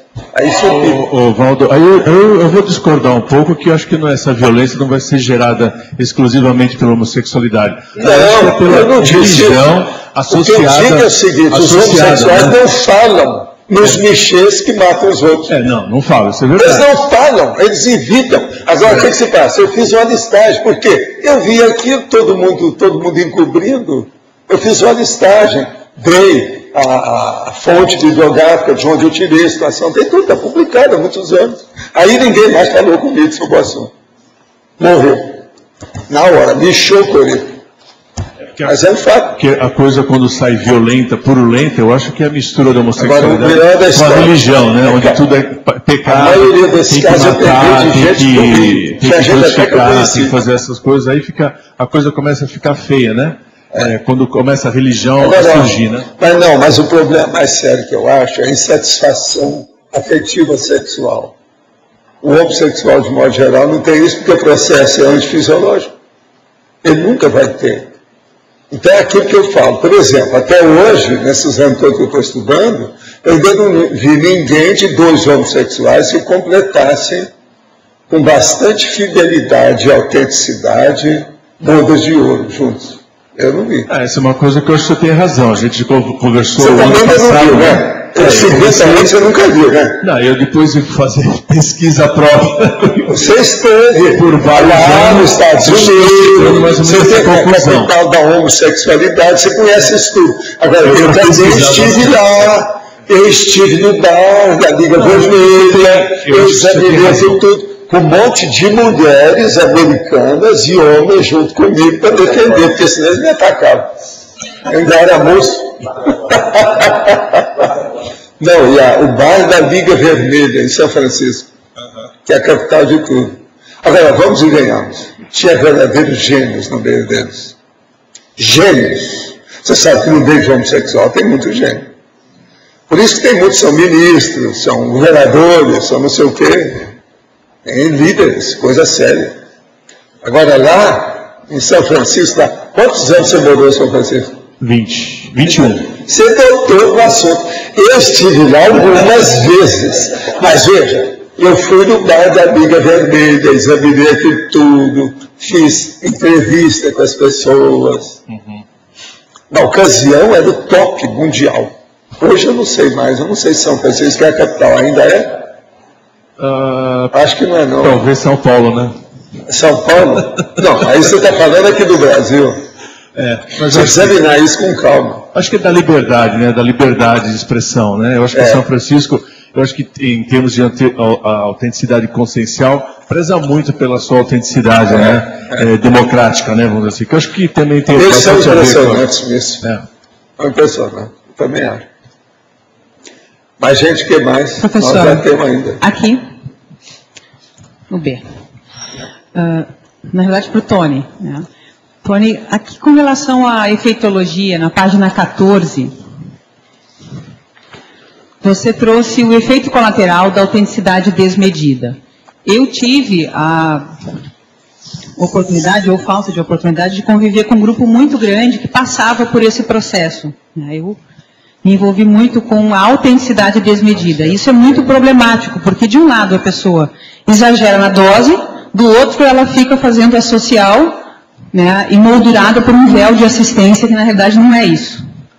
Então, como se lida? Você acha que, para qualificar essa autenticidade, à medida que a pessoa vai melhorando a sua auto-autenticidade, o seu autoconhecimento, isso tende a ser qualificado também? Tem que qualificar a intenção. Sim. Eu vou te fazer uma pergunta. O que você acha mais importante? Vamos lá. A autenticidade ou a cosmoética? Eu acho que é cosmoética. Eu também acho. É isso. Pois é, mas aí... pensar. Porque às vezes você tem que abrir o jogo, fazer a impactoterapia. Aí você tem que, às vezes, tem que segurar. A honestidade é apenas uma linha, vamos dizer, reduzida, acanhada do universo da cosmoética. Exatamente, exatamente. É uma fímbria. Sim, porque eu lembro que eu era mais jovem e isso me chamava muito a atenção, porque as pessoas diziam, não, eu estou assistindo, eu estou ajudando.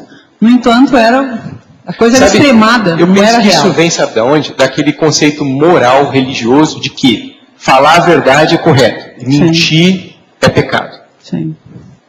É uma coisa muito maniqueísta. Quanto a O isso, negócio vai muito mais além disso. Sim. Até dentro disso que você trouxe, dos maiores exemplos para nós aqui é o próprio professor Valdo. Ele sabe o momento aonde se deve ir, né? Até onde a gente pode ir, até onde... Às vezes. Mas a chance de errar é bem menor no seu caso, devido à cosmovisão. Não, e às vezes é o contrário. Às vezes eu devia de ir e o negócio passa. Cada circunstância. Esse aqui é a maior frustração. Como assim? Passou um momento? Hoje mesmo eu queria falar um assunto aqui, mas não posso. Tem que conversar com a pessoa antes para ela autorizar. Como é que fica? Mas isso aí eu... O assunto está aqui, ó. Agora está na língua, está de lado, está daqui, está de todo lado, está nos lábios, está no laringo chakra, está por todo lado. Eu não posso falar nada no assunto. Sim. Não toquei no assunto. Vocês veem que quando a gente chega assim perto da quarta idade, a pessoa já sabe. Tem mais impulsividade. Porque ela tem uma contenção cosmoética. É o que eu estou tendo aqui hoje. Agora eu vou conversar com a pessoa que ela não veio. Vou conversar. Então, se puder, amanhã vocês se preparam que eu vou despejar o processo. Vocês vão morrer de rir em certas coisas, E outras eu não sei a reação que vai dar. Professor, agora existe também um grande respeito a isso que o senhor trouxe, a pessoa ter a capacidade de bancar as informações que vai receber, a capacidade de aguente da própria pessoa também, né? Muito bom. Agora, tudo é um processo de você estudar mais. Você estudando mais, você vai entendendo o universo, o cosmos, e entende você. A coisa tem que chegar por aí. Autocognição. Autocognição sobre heteroconhecimento. Vê se me entende. Eu não vejo outro jeito. A saída é essa. Por isso a consciência ou metodologia está na ponta. Nós todos precisamos disso. Não tem saída. Não é verdade? Gente, vocês podem fazer uma última pergunta para o nosso chefe que está aí, que saiu muito bem, que estudou isso há muito tempo. Quanto tempo você está estudando esse assunto? Desde 2002? Fazem 9 anos que o cara está estudando isso. Vocês vão deixar ele ir para casa assim inteiro? Não vão acabar com ele? Viu, Tony? 9 anos? Aqui no B, ó, tem uma sugestão. Tony, na fatologia, na parafatologia, de você acrescentar... o livro. De você Quando acrescentar... é que fica pronto esse livro? Se você falar para a gente. Quando é que fica Professor pronto? Val, você pode perguntar cadê o livro agora. Não, eu não perguntei. Não, mas pode perguntar. Quando é que vai ser publicado? Mas pergunta, professor Val. Não, então, eu estou acabando, tem que fazer os índices ainda, monográficos, essas coisas. Eu imagino que agora em maio eu já entrego. Já passou pelo editais. Como a gente dizia antigamente, já está entrando no pré. Já está entrando no pré, isso mesmo. Isso mesmo. Viu, Tony, eu tenho uma sugestão na parafatologia de você acrescentar a central extrafísica da verdade. Ah, boa ideia. Tá. Esse item está no livro. Eu coloquei em parageografia. São locais que favorecem o problema da autenticidade. Existem alguns ambientes que são favorecedores da autenticidade. A central extrafísica da verdade ela tem relação com isso, sim. Okay. Olha, muito obrigado. Foi o Márcio, você trabalhou bem. Quando é que vai sair o segundo livro? Eu sou insaciável. Eu sou insaciável com os meus gênios. Eu sou insaciável. Agora vocês sabem, eu quero contar só uma coisa aqui, como um ponto final, a cereja no bolo. O Tony, há muitos anos, eu não sei quando foi a primeira vez lá, o pai dele chega para mim e fala assim, eu trouxe os meus 3 filhos, eu queria que você olhasse. Aí eu cheguei, fui e passei a mão assim perto deles, ele era o mais velho, de 3 irmãos. Eu falei assim, eles devem ficar aqui na frente, eu vou dar meu livro para eles. Não foi isso que aconteceu? Que ano que foi?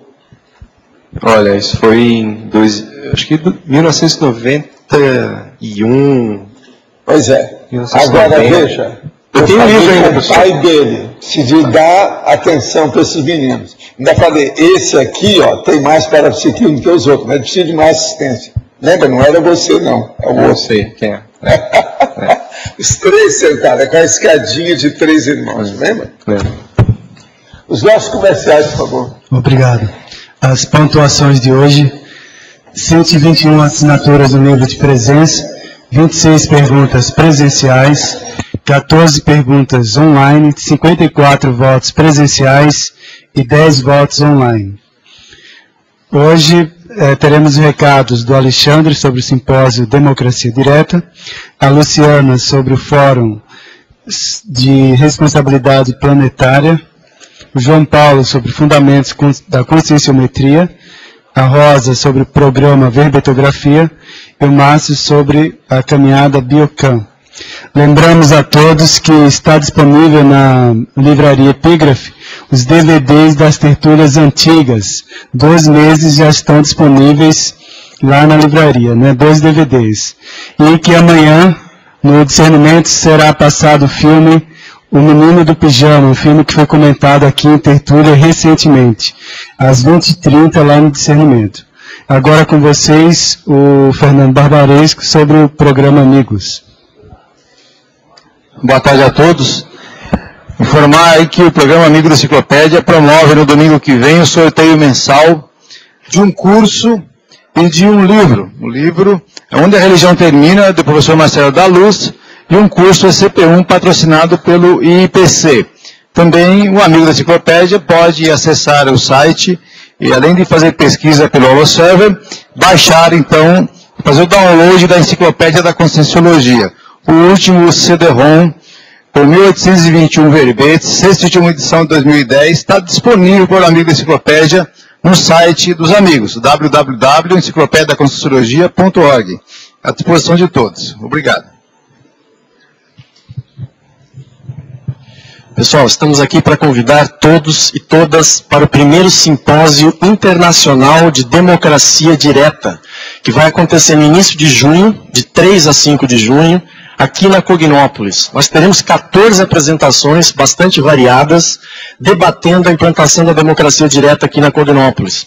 Eu vou fazer uma conferência intitulada Ágora Cognopolita, Proposta de Resgate da Convivialidade e Democracia Ateniense. A gente sabe que a coletividade, o pertencimento à polis, era um dos principais valores da sociedade grega. Então a gente vai buscar fazer um debate, trazer a reflexão, qual é o papel dessa nova ágora aqui na célula do Estado Mundial. E mais, por que a Cognópolis vem a ser uma célula do Estado Mundial? Então aguardamos todos. Quem quiser mais informações, o site www.simposiodemocraciadireta.com.br. Tem todas as informações lá. Obrigado. Boa tarde a todos. Estamos aqui para divulgar hoje o primeiro Fórum de Responsabilidade Planetária.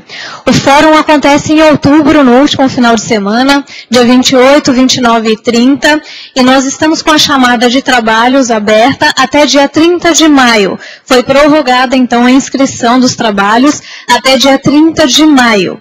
Para qualquer pessoa que se sinta interessada em pensar qual o seu papel no maximecanismo desse planeta, esse fórum está aberto. O pano de fundo dele é a questão ambiental e o diálogo de paradigmas.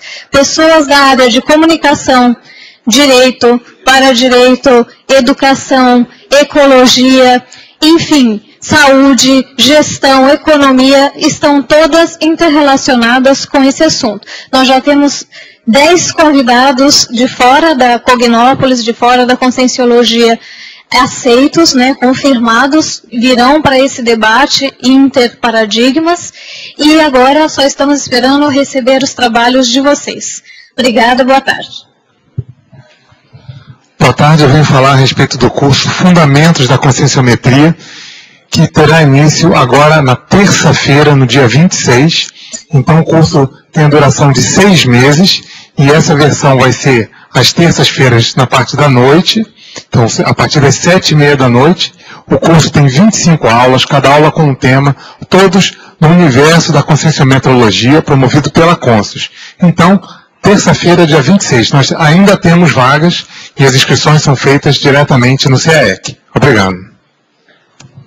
Boa tarde a todos.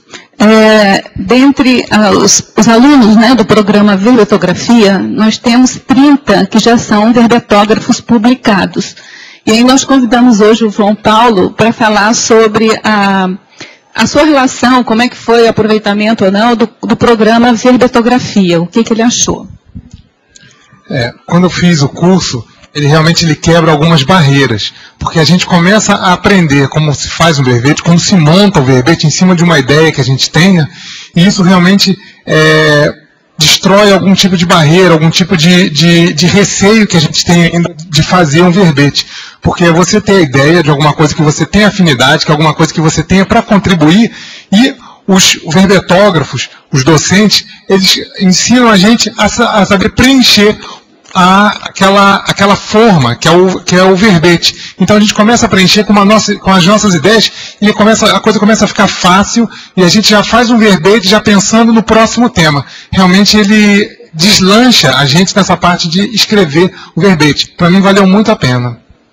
A gente agradece aqui o João Paulo, e a gente convida todos vocês para participarem do próximo programa Verbetografia, que vai ser dia 7 e 8, 21 e 22 de maio agora, sendo que esse modelo é um modelo semipresencial. Então, já existem 3 aulas virtuais que já estão disponíveis no site da Tertúlia, na página do Verbetógrafo. Só vocês entrarem ali e assistirem às aulas. E essas 3 aulas virtuais, elas são gratuitas. O que é preciso fazer a inscrição é a parte presencial. Então, repetindo aqui, a parte presencial são 2 fins de semana, 7 e 8, o primeiro fim de semana. Depois, 21 e 22, o segundo fim de semana. A gente aguarda vocês. Inscrições na recepção lá do CAEC. Obrigada. Olá pessoal, amanhã domingo nós teremos a caminhada bioenergética, é uma atividade que eu vou estar ministrando aqui na Trilha Florestares, né, com a participação não só da equipe da Sinvex, mas também de médico, professor de educação física. É uma atividade de trabalho com as energias junto à natureza, uma oportunidade bem interessante para a pessoa que está conhecendo sobre as suas bioenergias e quer aprofundar essa noção das bioenergias. Para o teletertuliano que está nos assistindo, nós também indicamos que esse curso vai estar acontecendo na semana que vem no Rio de Janeiro e em Florianópolis. Então, a pessoa que tiver interesse pode mandar e-mail para riodejaneiro@sinvex.org ou contato@sinvex.org. Obrigado. Para amanhã teremos o verbete Autossuperação Prioritária, eleito com 25 votos, a especialidade Autoconsciencioterapia. O autor, o professor André Lima. Obrigado pela presença de todos e até amanhã.